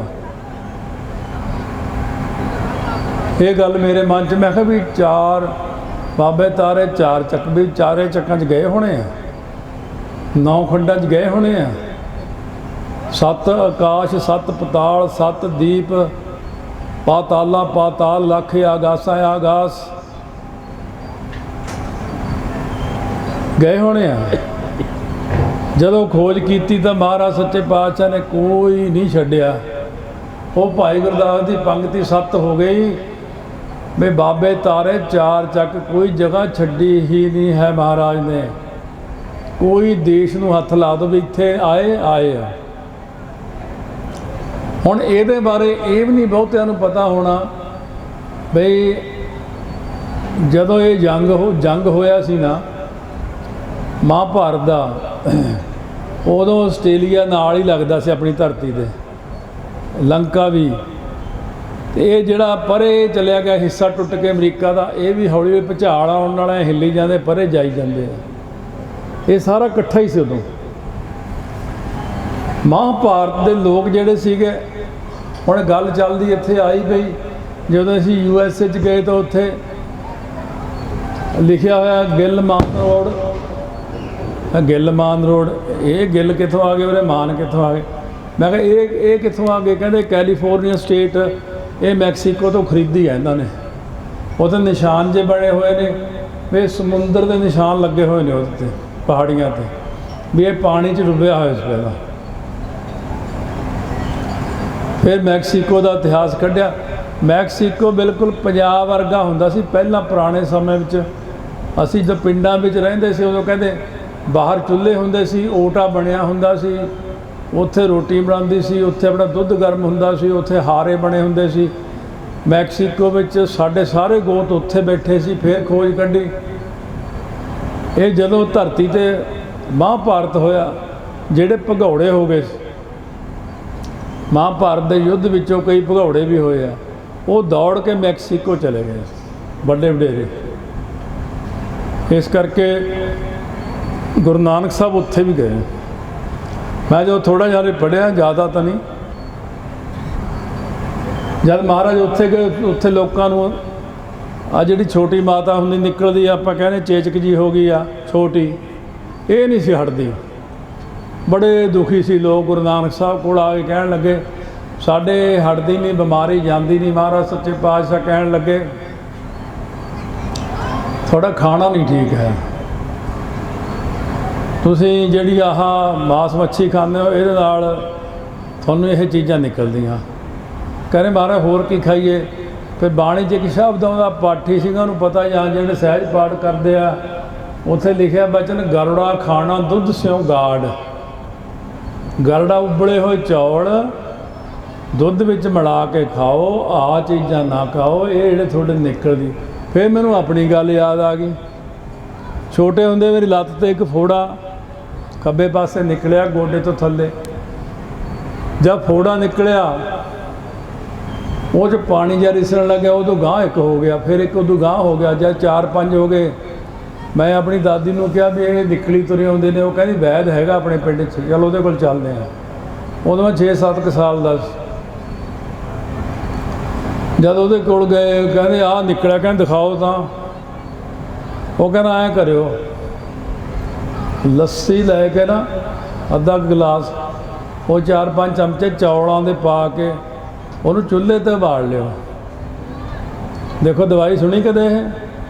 ਉਬਾਲੀ ਜਾਇਓ ਉਬਾਲੀ ਜਾਇਓ, ਜਦੋਂ ਥੋੜ੍ਹੀ ਜਿਹੀ ਲੱਸੀ ਰਹਿ ਗਈ ਉਦੋਂ ਚੌਲ ਬਾਹਰ ਕੱਢ ਲੈਣੇ ਆ। ਕੋਸੇ ਜਿਹੇ ਚੌਲ ਇਹ ਫੌੜਿਆਂ 'ਤੇ ਬੰਨ੍ਹ ਦਿਓ, ਪੱਟੀ ਠੀਕ ਹੋ ਜੀ। ਹੁਣ ਇਹ ਚੀਜ਼ਾਂ ਕੌਣ ਦੱਸਦਾ? ਔਰ ਵਾਕਈ ਉਹ ਥੋੜ੍ਹੇ ਦਿਨਾਂ 'ਚ ਮੈਂ ਠੀਕ ਹੋ ਗਿਆ। ਇਸ ਕਰਕੇ ਮਹਾਰਾਜ ਸੱਚੇ ਪਾਤਸ਼ਾਹ ਨੇ ਉੱਥੇ ਜਾ ਕੇ ਲੋਕਾਂ ਨੂੰ ਜੋ ਉਪਦੇਸ਼ ਦਿੱਤੇ, ਪਿੱਛੇ ਜੇ ਮੈਂ ਨੈੱਟ 'ਤੇ ਪਾਇਆ ਹੋਇਆ ਸੀ, ਗ੍ਰੀਸ ਦੇ ਵਿੱਚ 8 ਥਾਂ ਗਏ ਨੇ ਮਹਾਰਾਜ। ਮੈਂ ਇਹ ਗੱਲ ਤੁਹਾਨੂੰ ਦੱਸਣੀ ਚਾਹੁੰਦਾ ਵੀ ਗੁਰੂ ਨਾਨਕ ਸਾਹਿਬ ਜੀ ਨੇ ਜਿੰਨੀ ਮਿਹਨਤ ਕੀਤੀ, ਜਿੰਨੀ ਥਾਈਂ ਉਹ ਗਏ ਨੇ। ਨਾਲ ਲੋਕ ਅੱਜ ਕੱਲ੍ਹ ਦੇ ਪੜ੍ਹੇ ਲਿਖੇ ਕਹਿੰਦੇ 38,000 ਮੀਲ ਗਏ, ਕੋਈ ਇੰਨੇ ਮੀਲ ਗਏ। ਇਹ ਤਾਂ ਠੀਕ ਹੈ, ਥੋੜ੍ਹੇ ਅੰਕੜੇ ਹੋਣਗੇ, ਪਰ ਜਿਹੜੇ ਉਹ ਬਗਦਾਦ ਦੇ ਪੀਰ ਦੇ ਲੜਕੇ ਨੂੰ ਲੈ ਕੇ ਗਏ ਸੀ, ਪਾਤਾਲਾ ਪਾਤਾਲ ਲੱਖ ਆਗਾਸਾ ਆਗਾਸ, ਉਹਨੂੰ ਲੈ ਕੇ ਗਏ ਸੀ, ਉਹ ਕਿੰਨੇ ਕਿਲੋਮੀਟਰ ਸੀ ਆਪਸ ਵਿੱਚ। ਗੁਰੂ ਨਾਨਕ ਸਾਹਿਬ ਜਿੱਥੇ ਵੀ ਗਏ, ਜਿਹੜਾ ਵੀ ਸ਼ਬਦ ਉਚਾਰਨ ਕੀਤਾ, ਉਹ ਸ਼ਬਦ ਨੂੰ ਲਿਖਿਆ, ਲਿਖਵਾਇਆ, ਉਹ ਪੋਥੀ ਨਾਲ ਰੱਖੀ ਹਮੇਸ਼ਾ। ਮਹਾਰਾਜ ਜਦੋਂ ਮੱਕੇ ਗਏ ਨੇ, ਇਹ ਵੀ ਗੱਲ ਬੜੀ ਅਜੀਬ ਜੀ ਲੱਗਦੀ ਮੈਨੂੰ। ਨਾਲੇ ਇਸ ਗੱਲ ਦਾ ਹੁੰਦਾ, ਦੇਖੋ ਗੁਰੂ ਨਾਨਕ ਸਾਹਿਬ ਸਾਰੇ ਥਾਂ ਪਹਿਲਾਂ ਹੀ ਜਾਏ। ਮੱਕੇ ਗੁਰੂ ਨਾਨਕ ਸਾਹਿਬ ਗਏ, ਜਗਨਨਾਥਪੁਰੀ ਗੁਰੂ ਨਾਨਕ ਸਾਹਿਬ ਗਏ, ਹਰਿਦੁਆਰ ਗਏ, ਕੁਰੂਕਸ਼ੇਤਰ ਗਏ। ਫਿਰ ਜਿਹੜਾ ਰੋਮ ਦੇ ਵਿੱਚ ਵੈਟੀਕਨ ਸਿਟੀ ਸੀ, ਉੱਥੋਂ ਦੇ ਪੋਪ ਨੂੰ ਗੁਰੂ ਨਾਨਕ ਸਾਹਿਬ ਮਿਲੇ। ਸਪੇਨ ਵਿੱਚ ਗੁਰੂ ਨਾਨਕ ਸਾਹਿਬ ਇੱਕ ਚਰਚ ਵਿੱਚ ਗਏ, ਮੈਂ ਉੱਥੇ ਜਾ ਕੇ ਆਇਆ। ਫਿਰ 1500 ਸਾਲ ਪੁਰਾਣਾ ਚਰਚ ਆ। ਮੈਂ ਜਦੋਂ ਸੂਰਜ ਪ੍ਰਕਾਸ਼ ਦੀ ਕਥਾ ਕਰਦੇ, ਉਹਦੇ ਵਿੱਚ ਥੱਲੇ ਲਿਖਿਆ ਸੀ ਕਿ ਉੱਥੇ ਗੁਰੂ ਨਾਨਕ ਸਾਹਿਬ ਨੇ ਮੂਲ ਮੰਤਰ ਲਿਖਿਆ। ਮੈਂ ਉਸ ਮੂਲ ਮੰਤਰ ਦੀ ਖੋਜ ਵਿੱਚ ਗਿਆ ਸੀ। ਅਸਲ 'ਚ ਮੈਂ ਲੱਭਦਾ ਮੈਨੂੰ ਲੱਭਿਆ ਹੀ ਨਹੀਂ। ਮੈਂ ਮੁੜ ਆਇਆ। ਜਦੋਂ ਮੈਂ USA ਕਥਾ ਰਿਕਾਰਡ ਕਰ ਰਿਹਾ, ਉਹਦਾ ਮੈਨੂੰ ਸਿੰਘਾਂ ਦਾ ਉੱਥੋਂ ਫੋਨ ਆਇਆ ਇੱਕ ਬੰਦੇ ਦਾ, ਕਹਿੰਦੇ ਉਹ ਮੂਲ ਮੰਤਰ ਲੱਭ ਗਿਆ, ਕਿੱਥੇ ਲਿਖਿਆ ਹੋਇਆ। ਫਿਰ ਉਹਨੇ ਮੈਨੂੰ ਫੋਟੋਆਂ ਭੇਜੀਆਂ। ਪਹਿਲਾਂ ਤਾਂ ਉੱਥੇ ਇੱਕ ਓਂਕਾਰ ਇੱਕ ਓਂਕਾਰ ਇੱਕ ਓਂਕਾਰ ਲਿਖਿਆ, ਫਿਰ ਮੂਲ ਮੰਤਰ ਵੀ ਲਿਖਿਆ ਮਿਲ ਗਿਆ। ਕਈ ਦੇਸ਼ਾਂ 'ਚ ਮੂਲ ਮੰਤਰ ਵੀ ਲਿਖਿਆ, ਗੁਰੂ ਨਾਨਕ ਸਾਹਿਬ ਨੇ ਬਖਸ਼ਿਆ। ਗੁਰੂ ਨਾਨਕ ਸਾਹਿਬ ਨੇ ਜਿੰਨੀ ਵੀ ਬਾਣੀ ਰਚੀ,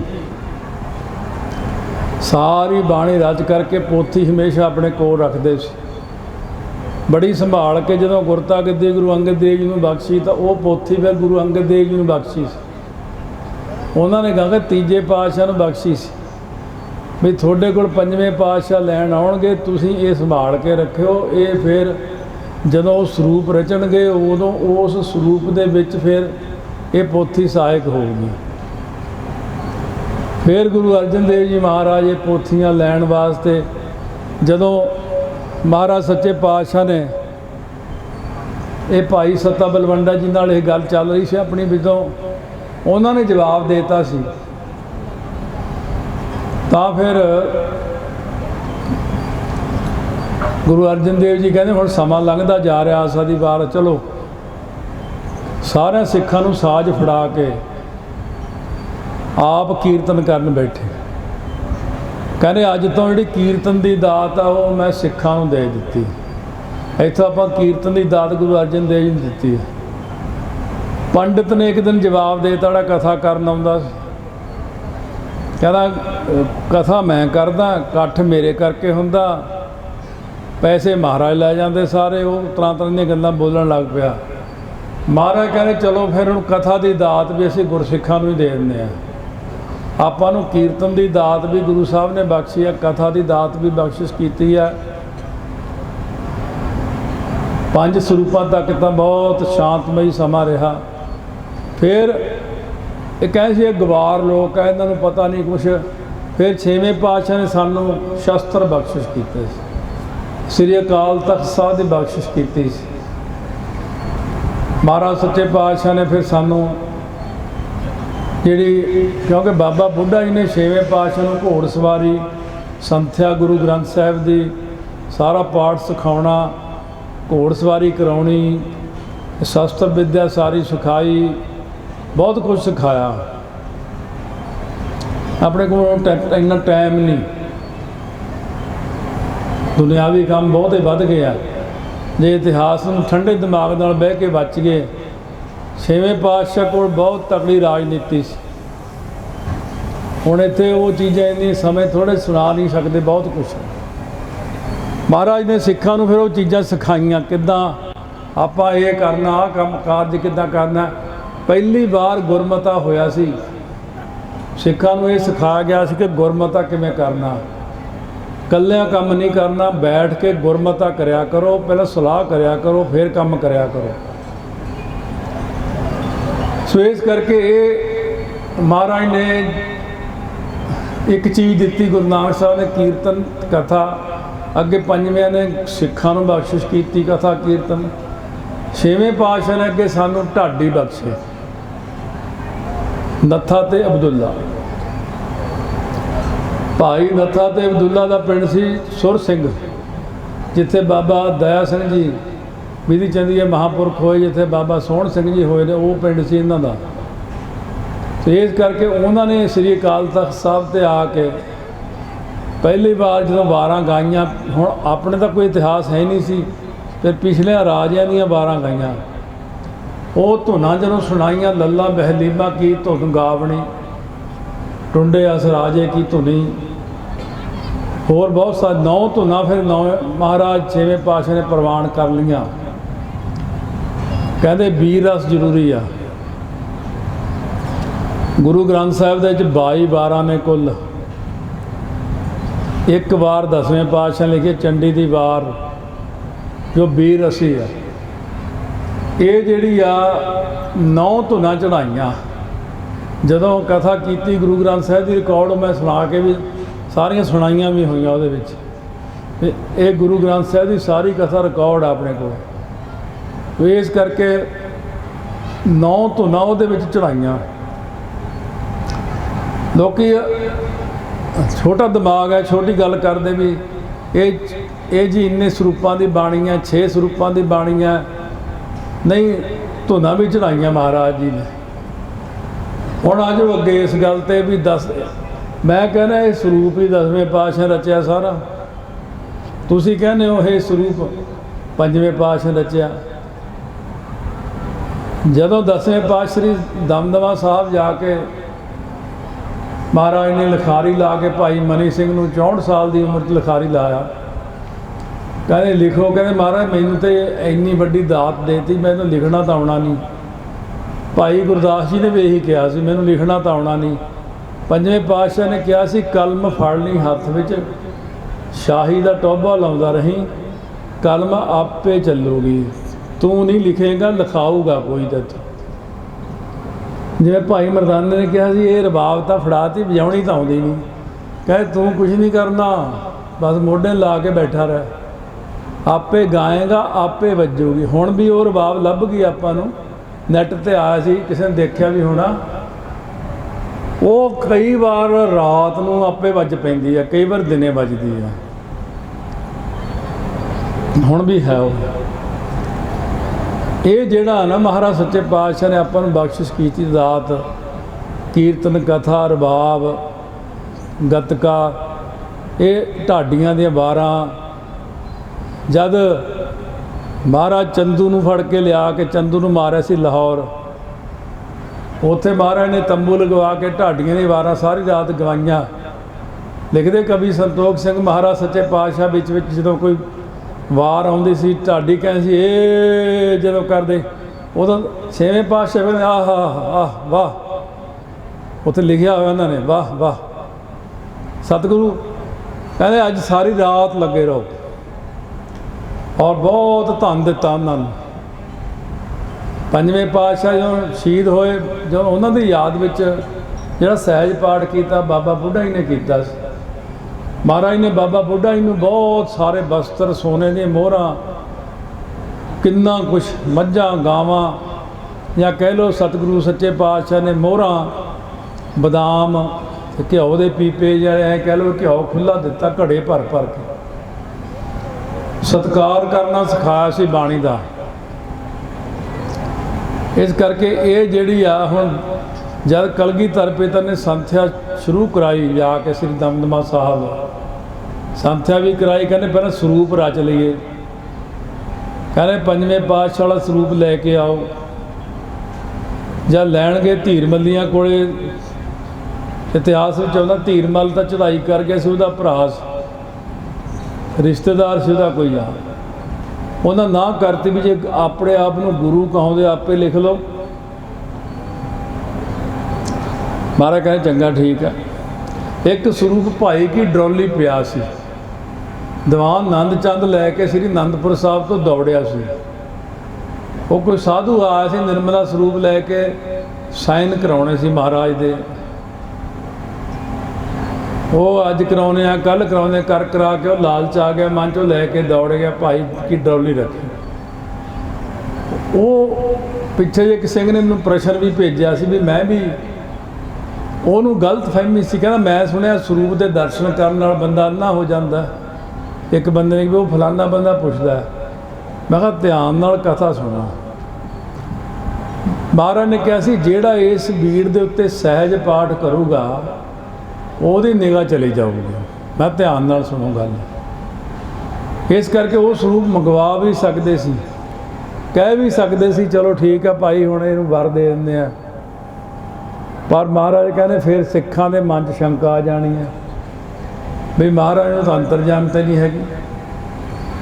ਫਿਰ ਸਾਰੇ ਤਿਆਰੀ ਕਰਵਾ ਕੇ ਕਾਨੀਆਂ, ਕਲਮਾਂ, ਦਵਾਤ, ਸ਼ਾਹੀ ਕਾਗਜ਼ ਸਾਰੇ ਖਾ ਕੇ ਭਾਈ ਮਨੀ ਸਿੰਘ ਜੀ ਨੂੰ ਲਿਖਾਰੀ ਲਾ ਕੇ ਕਹਿੰਦੇ ਆਪੇ ਕਲਮ ਲਿਖੋਗੀ, ਪਰਵਾਹ ਨਾ ਕਰਿਓ। ਇੱਕ ਓੰਕਾਰ ਸਤਨਾਮ ਤੋਂ ਬਾਣੀ ਪ੍ਰਾਰੰਭ ਕੀਤੀ। ਜਿੱਥੇ 'ਚ ਨੌਵੇਂ ਪਾਤਸ਼ਾਹ ਦੇ ਅਸਥਾਨ ਛੱਡੇ ਹੋਏ ਸੀ ਪੰਜਵੇਂ ਪਾਤਸ਼ਾਹ ਨੇ, ਉਹ ਕਿਹਨੇ ਲਿਖਾਈ ਬਾਣੀ? ਉਹ 10ਵੇਂ ਪਾਤਸ਼ਾਹ ਨੇ ਹੀ ਲਿਖਾਈ ਸੀ ਸਾਰੀ ਬਾਣੀ।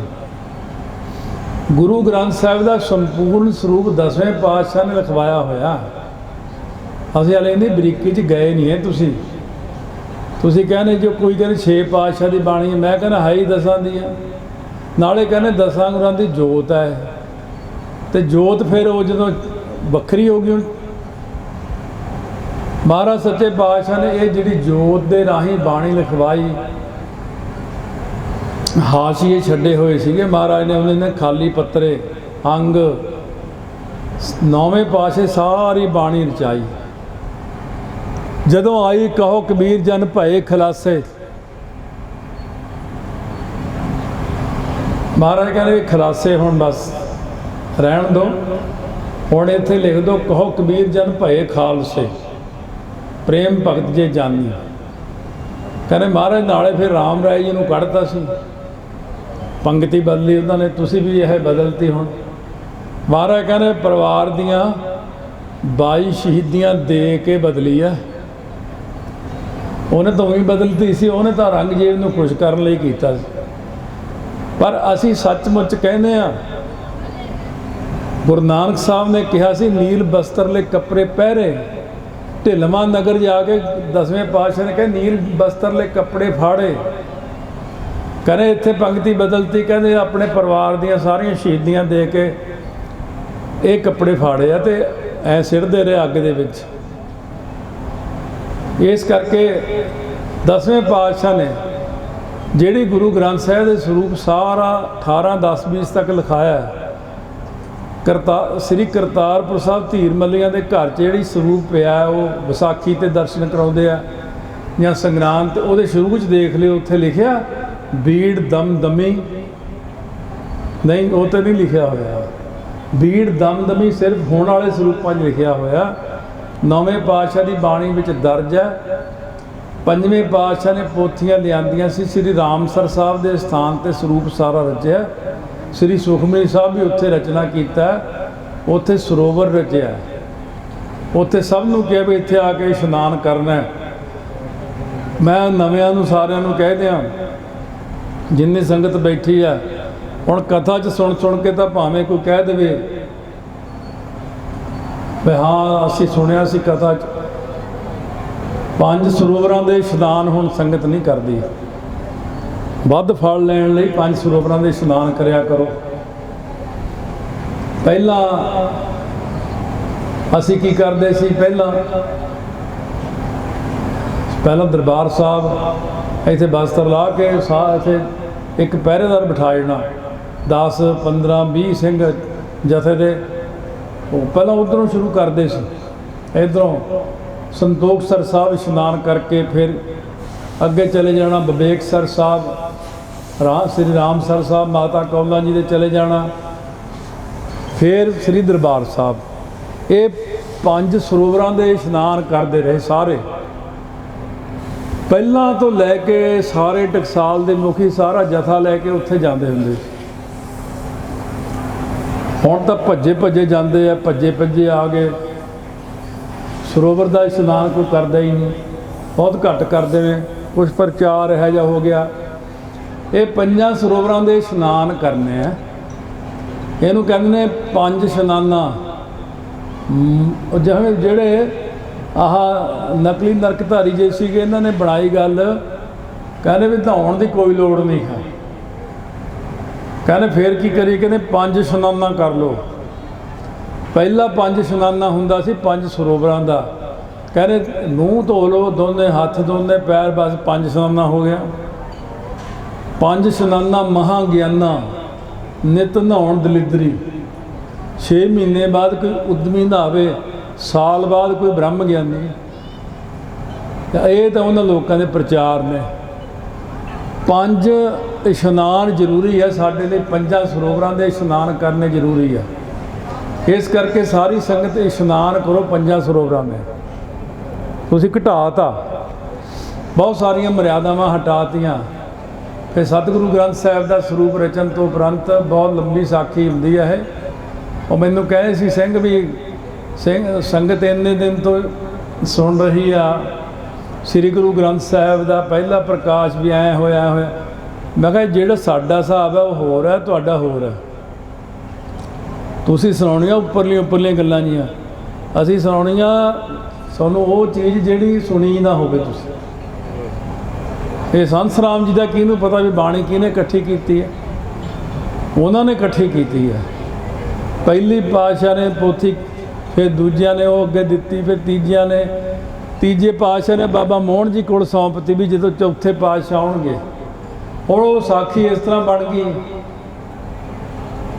ਜਦੋਂ ਤੀਜੇ ਪਾਤਸ਼ਾਹ ਨੇ ਚੌਥੇ ਪਾਤਸ਼ਾਹ ਨੂੰ ਗੁਰਤਾ ਗੱਦੀ ਦੀ ਦਾਤ ਬਖਸ਼ੀ, ਉਸ ਵਕਤ ਕਹਿੰਦੇ ਬਾਬਾ ਬੁੱਢਾ ਜੀ ਨੂੰ ਤਿਲਕ ਲਾਇਆ, ਤਿਲਕ ਲਾ ਕੇ ਮੱਥਾ ਟੇਕਿਆ ਬਾਬਾ ਜੀ ਨੇ ਚੌਥੇ ਪਾਤਸ਼ਾਹ ਨੇ।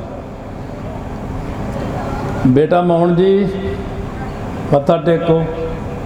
ਉਹ ਕਹਿੰਦਾ ਕਿਉਂ?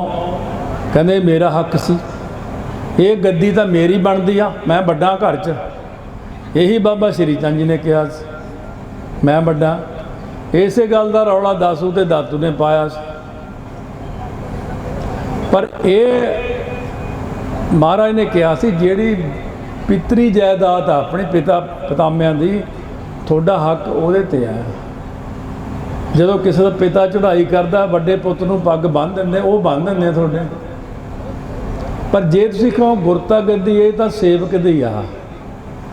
ਇਹ ਸੇਵਕ ਨੂੰ ਦਸਤਾਰ ਮਿਲਦੀ ਹੁੰਦੀ ਹੈ, ਜਿਹਨੇ ਸੇਵਾ ਕੀਤੀ ਹੈ ਗੁਰੂ ਘਰ 'ਚ ਉਹਨੂੰ ਦਸਤਾਰ ਮਿਲਣੀ ਹੈ, ਨਾ ਕਿ ਇਹ ਅੱਗੇ ਤੋਂ ਅੱਗੇ ਦਸਤਾਰ ਦੇਣੀ ਹੈ। ਇਸ ਕਰਕੇ ਬਾਬਾ ਮੋਹਨ ਜੀ ਕਹਿੰਦੇ ਮੈਂ ਨਹੀਂ ਟੇਕਦਾ। 3 ਵਾਰ ਬਚਨ ਹੋਇਆ, ਕਹਿੰਦੇ ਚੰਗਾ ਜਾ ਫਿਰੇ ਰਹੇਗਾ। ਫਿਰ ਬਾਬਾ ਮੋਹਰੀ ਜੀ ਨੇ ਮੱਥਾ ਟੇਕਿਆ, ਕਹਿੰਦੇ ਬਾਬਾ ਮੋਹਰੀ ਜੀ ਬੇਟਾ ਲੋਕਾਂ ਦੀਆਂ 21 ਕੁਲਾਂ ਤਰਦੀਆਂ, ਤੇਰੀਆਂ 42 ਤਰਨਗੀਆਂ, ਤੂੰ ਬਚਨ ਮੰਨਿਆ। ਰੋ ਵਿਚਾਰ। ਬਾਬਾ ਮੋਹਨ ਜੀ ਘਰ ਗਏ, ਰਾਤ ਨੂੰ ਪੇਟ ਫੁੱਲ ਗਿਆ। ਪੇਟ ਫੁੱਲਿਆ, ਦਵਾਈਆਂ ਬਥੇਰੀਆਂ ਕੀਤੀਆਂ, ਦਰਦ ਨਾ ਗਿਆ। ਜਦੋਂ ਗੁਰੂ ਅਮਰਦਾਸ ਜੀ ਜੋਤੀ ਜੋਤ ਸਮਾਉਣ ਵੇਲੇ ਸਾਰਾ ਪਰਿਵਾਰ ਇਕੱਠਾ ਕੀਤਾ। ਜਦੋਂ ਕਿਹਾ ਸੀ ਮਤ ਮੈਂ ਪਿੱਛੇ ਕੋਈ ਰੋਪ ਸੀ ਸੋ ਮੈਂ ਮੂਲ ਨਾ ਪਾਇਆ। ਉਦੋਂ ਬਾਬਾ ਮੋਹਨ ਜੀ ਕਹਿੰਦੇ ਮਹਾਰਾਜ ਮੈਂ ਹੁਣ ਮੱਥਾ ਟੇਕ ਲੈਣਾ ਚੌਥੇ ਪਾਤਸ਼ਾਹ ਨੂੰ, ਮੇਰਾ ਤਾਂ ਦਰਦ ਹੀ ਨਹੀਂ ਹਟਦਾ ਪੇਟ ਦਾ, ਮੇਰਾ ਤਾਂ ਪੇਟ ਹੀ ਫੁੱਲੀ ਜਾਂਦਾ। ਸਹਿਜੇ ਜੇ ਸਜ਼ਾ ਦਿੱਤੀ ਕੀ ਕਹਿੰਦੇ ਹੁਣ ਨਹੀਂ, ਸਮਾਂ ਲੰਘ ਗਿਆ। ਹੁਣ ਜਦੋਂ ਇਹਨਾਂ ਦੇ ਸਾਹਿਬਜ਼ਾਦੇ ਆਉਣਗੇ, ਜਦੋਂ ਗੁਰੂ ਗ੍ਰੰਥ ਸਾਹਿਬ ਦਾ ਸਰੂਪ ਰਚਨਾ, ਜਦੋਂ ਪੰਜਵੇਂ ਪਾਤਸ਼ਾਹ ਗੁਰੂ ਅਰਜਨ ਦੇਵ ਜੀ ਆਉਣਗੇ, ਤੂੰ ਫਿਰ ਉਹਨਾਂ ਨੂੰ ਪੋਥੀਆਂ ਦੇਂਗਾ, ਫਿਰ ਤੂੰ ਉਹਨਾਂ ਦੇ ਚਰਨੀ ਹੱਥ ਲਾਏਗਾ ਤਾਂ ਤੇਰਾ ਫਰੇਵਾ ਜਾਏਗਾ। ਦਾਤੂ ਨੇ ਲੱਤ ਮਾਰੀ ਸੀ ਤੀਜੇ ਪਾਤਸ਼ਾਹ ਦੀ ਬੱਖੀ 'ਚ, ਕਹਿੰਦੇ ਸਾਡੀ ਗੱਦੀ ਤੇ ਕਬਜ਼ਾ ਕਰਕੇ ਬੈਠੇ ਹੋ ਬਾਹਰੋਂ ਆ ਕੇ। ਮਹਾਰਾਜ ਨੇ ਉੱਠ ਕੇ ਲੱਤ ਫੜੀ, ਘੁੱਟੀ, ਚਰਨ ਘੁੱਟਿਆ, ਕਹਿੰਦੇ ਮੇਰਾ ਸਰੀਰ ਖੰਗਰ ਵਰਗਾ, ਮੈਂ ਬਜ਼ੁਰਗ ਹੋ ਗਿਆ, ਤੁਹਾਡੇ ਸੱਟ ਤਾਂ ਨਹੀਂ ਵੱਜੀ, ਕਿ ਦਰਦ ਤਾਂ ਨਹੀਂ ਹੋ ਰਿਹਾ ਤੁਹਾਡੇ? ਉਹ ਸੱਚੀ ਦਰਦ ਹੋਣ ਲੱਗ ਗਿਆ। ਹੁਣ ਰਾਤ ਨੂੰ ਨੀਂਦ ਨਾ ਆਵੇ। ਜਿਹੜਾ ਸਮਾਨ ਉਹ ਲੁੱਟ ਕੇ ਲੈ ਕੇ ਗਿਆ ਸੀ, ਉਹ ਰਾਹ 'ਚ ਚੋਰਾਂ ਨੇ ਖੋਹ ਲਿਆ ਰਾਤ ਨੂੰ। ਫਿਰ ਆ ਗਿਆ, ਮੇਰੀ ਲੱਤ ਦਾ ਦਰਦ ਨਹੀਂ ਜਾਂਦਾ। ਉਦੋਂ ਮਹਾਰਾਜ ਕਹਿਣ ਲੱਗੇ ਜਦੋਂ ਪੰਜਵੇਂ ਪਾਤਸ਼ਾਹ ਆਉਣਗੇ, ਦੇਖੋ ਸਜ਼ਾ ਲੰਮੀ ਪੈ ਨਹੀਂ ਸਜ਼ਾ। ਕਈ ਵਾਰ ਮੂਲੇ ਖੱਤਰੀ ਨੂੰ ਕਿਹਾ ਸੀ ਉਹ ਬਾਹਰ ਆ ਜਾ ਮਾੜਾ ਜਾ, ਉਹਦੇ ਘਰ ਵਾਲੇ ਨੂੰ ਕਿਹਾ ਲੈ ਕੇ ਨਹੀਂ ਜਾਂਦੇ, ਵੈਸੇ ਕੋਈ ਗੱਲ ਕਰਨੀ। ਨਾ ਜੀ ਨਾ, ਉਹ ਤਾਂ ਅੰਦਰ ਹੈ ਹੀ ਨਹੀਂ ਗੇ ਜੀ। ਉਹ ਗਹੀਰੇ 'ਚ ਵੜਿਆ ਹੋਇਆ ਸੀ, ਸੱਪ ਲੜ ਗਿਆ ਅੰਦਰੋਂ, ਕਹਿੰਦੇ ਹੈ ਹੀ ਨਹੀਂ ਤਾਂ ਫਿਰ ਹੈ ਹੀ ਨਹੀਂ। ਰੱਬ ਨਾਲ ਮਸ਼ਕਰੀ। ਫਿਰ ਹਾਏ ਹਾਏ ਕਰਦਾ ਬਾਹਰ ਨੂੰ ਭੱਜੇ, ਸੱਪ ਲੜ ਗਿਆ, ਮੇਰੇ ਸੱਪ ਲੜ ਗਿਆ। ਮਹਾਰਾਜ ਜੋ ਉਦੋਂ ਤੱਕ ਬਾਹਰ ਜਾ ਕੇ ਕਿਸੇ ਦਰਖਤ ਦੇ ਥੱਲੇ, ਪਿੱਪਲ ਜਾਂ ਬਰੋਟੇ ਥੱਲੇ ਬੈਠੇ, ਉਹ ਚੁੱਕ ਕੇ ਲੈ ਕੇ ਗਏ ਮੰਜੇ ਤੇ ਪਾ ਕੇ, ਮਹਾਰਾਜ ਜੀ ਤੁਹਾਡਾ ਸਿੱਖ ਹੈ, ਮਹਾਰਾਜ ਜੀ ਨੇ ਬਖਸ਼ ਲਓ, ਗਲਤੀ ਹੋ ਗਈ। ਕਹਿੰਦੇ ਕੋਈ ਨਹੀਂ, 10ਵੇਂ ਜਾਮੇ 'ਚ ਬਖਸ਼ਾਂਗੇ ਜਾ ਕੇ। ਪੈ ਗਿਆ ਲੰਮਾ ਚੱਕਰ। ਤੁਹਾਨੂੰ ਰੋਜ਼ ਕਹਿੰਦੇ ਹੋ ਅੰਮ੍ਰਿਤ ਛਕ ਲਓ, ਉਹ ਗੁਰੂ ਵਾਲੇ ਬਣ ਜਾਓ, ਉਹ ਆ ਪਾਠ ਨਾ ਜੀ ਕਰੀ ਜਾਂਦੇ ਹੋ। ਇਹ ਤਾਂ ਸ਼ੁਕਰ ਕਰੋ, ਉਹਨਾਂ ਨੂੰ ਕਹਿਤਾ 10ਵੇਂ ਜਾਮੇ 'ਚ ਬਖਸ਼ਾਂਗੇ, ਕਿਸੇ ਨੂੰ ਕਹਿਤਾ ਕਿਤੇ ਬਖਸ਼ਾਂਗੇ। ਤੁਹਾਨੂੰ ਕੌਣ ਬਖਸ਼ਾਊ? ਭਾਈ ਲੱਦੇ ਨੇ ਤਾਂ ਬਖਸ਼ਾ ਲਏ ਸੱਤੇ ਬਰਫੰਡੇ, ਤੁਹਾਨੂੰ ਕੌਣ ਬਖਸ਼ਾਊਗਾ ਫਿਰ ਮੁੜ ਕੇ? ਅਰੇ ਸਰੀਰ ਛੱਡ ਕੇ ਨਹੀਂ ਦੇਖਿਆ ਤੁਸੀਂ? ਕਿਤੇ ਸਰੀਰ ਛੱਡ ਕੇ ਦੇਖਿਓ ਬਾਹਰ ਨਿਕਲ ਕੇ, ਤੇ ਫਿਰ ਦੇਖਿਓ ਕੀ ਬਣਦੀ ਆ, ਕੀ ਭਾਵ ਵਿਕਦੀ ਆ, ਕਿੰਨੇ ਜਾਣੇ ਘੇਰਨ ਆਉਂਦੇ ਨੇ। ਗੁਰੂ ਵਾਲਾ ਹੋਵੇਗਾ ਤਾਂ ਉਹ ਫੜ ਲੈਣਗੇ ਗੁਰੂ ਬਾਂਹ, ਤੇ ਜੇ ਗੁਰੂ ਵਾਲਾ ਨਾ ਹੋਇਆ ਫਿਰ ਇੱਲਾ ਵਾਂਗੂ ਟੁੱਟ ਕੇ ਪੈਣਗੇ, ਤੁਹਾਨੂੰ ਖਾ ਜਾਣੇ ਸਾਰੇ। ਇਸੇ ਕਰਕੇ ਕਹਿੰਦਾ ਗੁਰੂ ਵਾਲੇ ਜ਼ਰੂਰ ਬਣੋ। ਸਤਿਗੁਰਾਂ ਨੇ ਆਪਾਂ ਨੂੰ ਇੰਨੀ ਮਿਹਨਤ ਨਾਲ ਗੁਰੂ ਗ੍ਰੰਥ ਸਾਹਿਬ ਦੀ ਬਾਣੀ ਦੀ ਬਖਸ਼ਿਸ਼ ਕੀਤੀ ਹੈ। ਗੁਰਬਾਣੀ ਨੂੰ ਮੱਥਾ ਟੇਕਿਆ ਕਰੋ। ਜ਼ਰੂਰ ਇਹ ਚੀਜ਼ ਕਹਿਣੀ ਹੈ। ਕੋਈ ਨਿਰਮਲੇ ਮਹਾਂਪੁਰਖ ਵੀ ਕਹਿੰਦੇ ਸੀ, ਜਦੋਂ ਉਹਨਾਂ ਆਪਣੇ ਭਾਸ਼ਾ 'ਚ ਕਿਹਾ, ਕਹਿੰਦੇ ਜਦੋਂ ਵੀ ਗੁਰੂ ਗ੍ਰੰਥ ਸਾਹਿਬ ਨੂੰ ਮੱਥਾ ਟੇਕਣਾ, ਇਹ ਕਹਿਣਾ, ਹੇ ਸੱਚੇ ਪਾਤਸ਼ਾਹ ਤੈਨੂੰ ਕੋਟਾਨ ਕੋਟ ਵਾਰ ਨਮਸਕਾਰ ਹੈ। ਪਰ ਸਿੱਖ ਨੇ ਕਹਿਣਾ ਮੱਥਾ ਟੇਕਦਿਆਂ ਹੋਇਆਂ, ਡੰਡਾਉਤ ਬੰਦਨ ਅਨਕਬਾਰ, ਸਰਬ ਕਲਾ ਸਮਰੱਥ, ਡੋਲਣ ਤੇ ਰਾਖੋ ਪ੍ਰਭੂ ਨਾਨਕ ਦੇ ਕਰ ਹੱਥ। ਤੁਸੀਂ ਗੁਰੂ ਗ੍ਰੰਥ ਸਾਹਿਬ ਨੂੰ ਮੱਥਾ ਟੇਕ ਰਿਹਾ, ਇਹਦਾ ਬਹੁਤ ਵੱਡਾ ਫਲ ਹੈ। ਮੱਥਾ ਟੇਕਣ ਦੇ ਨਾਲ ਪੜ੍ਹਦੀ ਪੰਗਤੀ ਤਾਂ ਫਲ ਬਹੁਤ ਵੱਡਾ ਹੋ ਜਾਂਦਾ। ਇਸ ਕਰਕੇ ਸਤਿਗੁਰੂ ਗ੍ਰੰਥ ਸਾਹਿਬ ਮਹਾਰਾਜ ਨੂੰ ਮੱਥਾ ਟੇਕਣਾ, ਚੌਰ ਸਾਹਿਬ ਕਰਨਾ, ਮਹਾਰਾਜ ਦੀ ਸੇਵਾ ਕਰਨੀ ਹੈ। ਕਿਉਂਕਿ ਇੱਕ ਦਿਨ ਵਿੱਚ ਇਹ ਪ੍ਰਸੰਗ ਨਹੀਂ ਨਾ ਹੁੰਦਾ ਸਾਰਾ। ਬਾਕੀ ਰਿਕਾਰਡਿੰਗ ਗੁਰੂ ਗ੍ਰੰਥ ਸਾਹਿਬ ਦੀ ਸਾਰੀ ਹੋਈ ਵੀ ਹੈ, ਉਹ ਜ਼ਰੂਰ ਜਿਪ ਲੈ ਕੇ ਸੁਣੋ, ਤੇ ਉਹਦੇ ਨਾਲ ਫਿਰ ਆਪਾਂ ਗੁਰੂ ਗ੍ਰੰਥ ਸਾਹਿਬ ਮਹਾਰਾਜ ਸੱਚੇ ਪਾਤਸ਼ਾਹ ਬਾਰੇ ਜਾਣ ਸਕਾਂਗੇ। ਪਿਆਰ ਸਤਿਕਾਰ ਨਾਲ 1 ਮਿੰਟ ਸਿਰਫ ਸਿਮਰਨ ਕਰਾਉਣਾ, ਬਸ ਸਮਾਪਤੀ ਕਰਦੇ ਹਾਂ। ਅਗਲਾ ਪ੍ਰੋਗਰਾਮ ਵੀ ਸੁਣਨਾ। ਸਾਰੀ ਸੰਗਤ ਜਿਵੇਂ ਦਾਸ ਬੋਲੇਗਾ, ਪਿੱਛੇ ਪਿੱਛੇ ਦਾਸ ਨੇ 4 ਵਾਰੀ ਬੋਲਣਾ, ਜਿਸ ਲੈ ਵਿੱਚ ਤੁਸੀਂ 4 ਵਾਰੀ ਉਸ ਲੈ ਵਿੱਚ ਬੋਲਣਾ। ਇਹ ਲੈ ਨੂੰ ਹਿਰਦੇ 'ਚ ਵਸਾਉਣਾ ਹੈ, ਔਰ ਪਿਆਰ ਸਤਿਕਾਰ ਦੇ ਨਾਲ ਸਾਰੀਆਂ ਸੰਗਤਾਂ ਪਿਆਰ ਨਾਲ ਮੈਨੂੰ ਮਹਾਂਪੁਰਖਾਂ ਨੇ ਪੁੱਛਿਆ ਸੀ ਬਾਬਾ ਅਜੀਤ ਸਿੰਘ ਜੀ ਹੰਸਾਲੀ ਵਾਲੇ, ਕਹਿੰਦੇ ਇਹ ਸੰਗਤ ਨੂੰ ਦੱਸ ਇਹ ਵਾਹਿਗੁਰੂ ਮੰਤਰ ਕਦ ਦਾ ਕੌਣ ਕਹੈ ਤੂੰ ਕਦ ਕਾ। ਮੈਂ ਕਿਹਾ ਇਹ ਮਹਾਰਾਜ ਜੀ ਸਰਬਲੋ ਪ੍ਰਕਾਸ਼ ਲਿਖਿਆ ਹੋਇਆ ਵੀ ਇਹ ਸ੍ਰਿਸ਼ਟੀ ਦਾ ਹਲੇ ਰਚਨ ਹੋਇਆ ਨਹੀਂ ਸੀ, ਸ੍ਰਿਸ਼ਟੀ ਰਚੀ ਨਹੀਂ ਸੀ ਹਲੇ। ਉਦੋਂ ਨਿਰੰਕਾਰ ਨੇ ਗੁਰੂ ਨਾਨਕ ਰੂਪ ਧਾਰਿਆ ਹੋਇਆ ਸੀ ਤੇ ਉਹ 9 ਯੁੱਗ ਤੱਕ ਵਾ ਵਾ ਵਾ ਹੇ ਗੋ ਗੋ ਗੋ ਰੂ ਰੂ 9 ਯੁੱਗਾਂ ਤੱਕ 36 ਯੁੱਗ ਤੱਕ ਇਹਨਾਂ 4 ਅੱਖਰਾਂ ਦਾ ਅਭਿਆਸ ਕਰਕੇ ਇੱਕ ਗੁਰਮੰਤਰ ਤਿਆਰ ਕਰਕੇ ਰੱਖਤਾ। ਇਹ ਗੱਲ ਯਾਗਵਲਕ ਮੁਨੀ ਨੇ ਆਪਣੇ ਚੇਲਿਆਂ ਨੂੰ ਦੱਸੀ ਵੀ ਇਸ ਕਲਯੁੱਗ ਵਿੱਚ ਇੱਕ ਭਾਰੀ ਮੰਤਰ ਮਿਲਣਾ, ਪਰ ਉਹ ਦੇਣਾ ਗੁਰੂ ਨਾਨਕ ਸਾਹਿਬ ਨੇ ਹੈ। ਬੰਦਾ ਇੱਕ ਵਾਰ ਜਪੂਗਾ ਤਾਂ ਨਾਲ ਕਲਿਆਣ ਵੀ ਕਰ ਦਿਆ ਕਰੂਗਾ, ਇੰਨਾ ਜ਼ਬਰਦਸਤ ਮੰਤਰ ਆ ਉਹ ਕਹਿੰਦੇ ਮਹਾਰਾਜ ਸਾਨੂੰ ਦੇ ਦਿਓ, ਕਹਿੰਦੇ ਮੇਰਾ ਅਧਿਕਾਰ ਨਹੀਂ। 36 ਯੁੱਗ ਵਰਤਾ ਗੁਬਾਰਾ ਤਾੜੀ ਲਾਈ ਸਿਰਜਣਹਾਰ ਹੈ। ਇਹ ਪੜ੍ਹ ਕੇ ਦੇਖੋ ਮਾਰੂ ਸੋਹਲਿਆਂ ਦੇ ਵਿੱਚ 4 ਯੁੱਗਾਂ ਦੇ ਵਿੱਚ ਇਹ ਤਿਆਰ ਹੀ ਹੋਇਆ, 4 ਹੀ ਯੁੱਗਾਂ ਦਾ ਜਾਪ ਹੈ। ਇਸ ਕਰਕੇ ਇਹ ਜ਼ਰੂਰ ਸਮਝਣਾ ਮਨ ਦੇ ਅੰਦਰ, ਜਦੋਂ ਵੀ ਮਹਾਰਾਜ ਖੁਸ਼ ਹੁੰਦੇ ਤੇ ਇਸੇ ਤੇ ਬਹੁਤਾ ਹੁੰਦੇ ਨੇ। ਗੁਰਮੰਤਰ ਮੂਲ ਮੰਤਰ ਦਾ ਅਭਿਆਸ ਕਰੋ, ਨਿਤਨੇਮ ਕਰਨਾ ਜ਼ਰੂਰ, ਅੰਮ੍ਰਿਤ ਜ਼ਰੂਰ ਛਕਣਾ, ਗੁਰੂ ਵਾਲੇ ਬਣਨਾ, ਸਤਿਗੁਰਾਂ ਦੀ ਸੇਵਾ ਕਰਨੀ ਵੱਧ ਤੋਂ ਵੱਧ ਪਿਆਰ ਸਤਿਕਾਰ ਨਾਲ। ਸਭ ਨੇ ਇੱਕ ਮਨ ਹੋ ਕੇ ਪਹਿਲਾਂ ਦਾਸ ਵਾਹ ਬੋਲੇਗਾ 4 ਵਾਰੀ, ਬਾਅਦ ਵਿੱਚ 4 ਵਾਰੀ ਤੁਸੀਂ ਪਿੱਛੇ ਬੋਲਣਾ। ਵਾਹਿਗੁਰੂ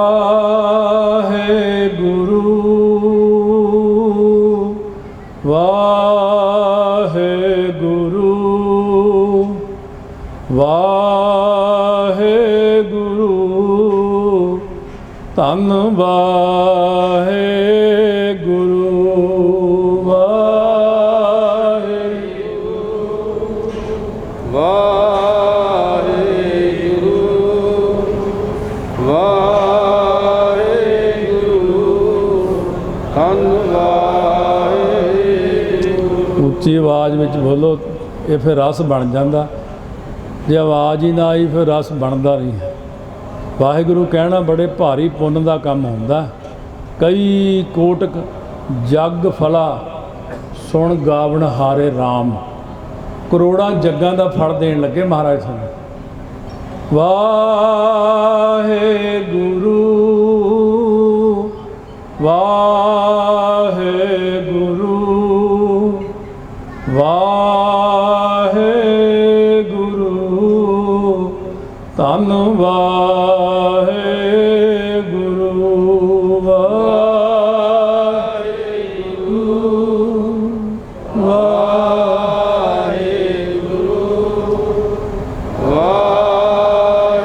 ਵਾਹਿਗੁਰੂ ਧੰਨ ਵਾਹਿਗੁਰੂ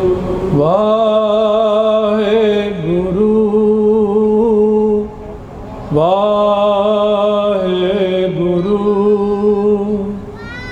ਵਾਹਿਗੁਰੂ ਧੰਨ ਵਾਹਿਗੁਰੂ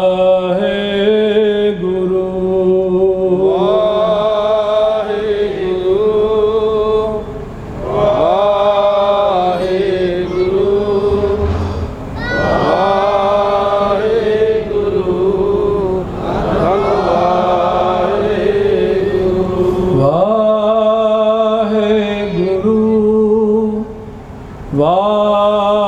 ਵਾਹਿਗੁਰੂ ਵਾਹਿਗੁਰੂ ਧੰਨ ਵਾਹਿਗੁਰੂ ਵਾਹਿਗੁਰੂ ਵਾਹਿਗੁਰੂ ਵਾਹਿਗੁਰੂ ਧੰਨ ਵਾਹਿਗੁਰੂ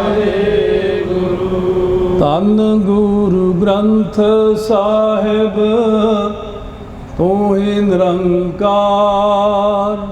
ਧੰਨ ਗੁਰੂ ਗ੍ਰੰਥ ਸਾਹਿਬ ਤੂੰ ਹੀ ਨਿਰੰਕਾਰ। ਧੰਨ ਗੁਰੂ ਗ੍ਰੰਥ ਸਾਹਿਬ ਤੂੰ ਹੀ ਨਿਰੰਕਾਰ। ਧੰਨ ਗੁਰੂ ਗ੍ਰੰਥ ਸਾਹਿਬ ਤੂੰ ਹੀ ਨਿਰੰਕਾਰ। ਵਾਹੋ ਵਾਹੋ ਬਾਣੀ ਨਿਰੰਕਾਰ ਹੈ, ਤਿਸ ਜੇ ਵਡਿਆਵਰ ਨਾ ਕੋਏ।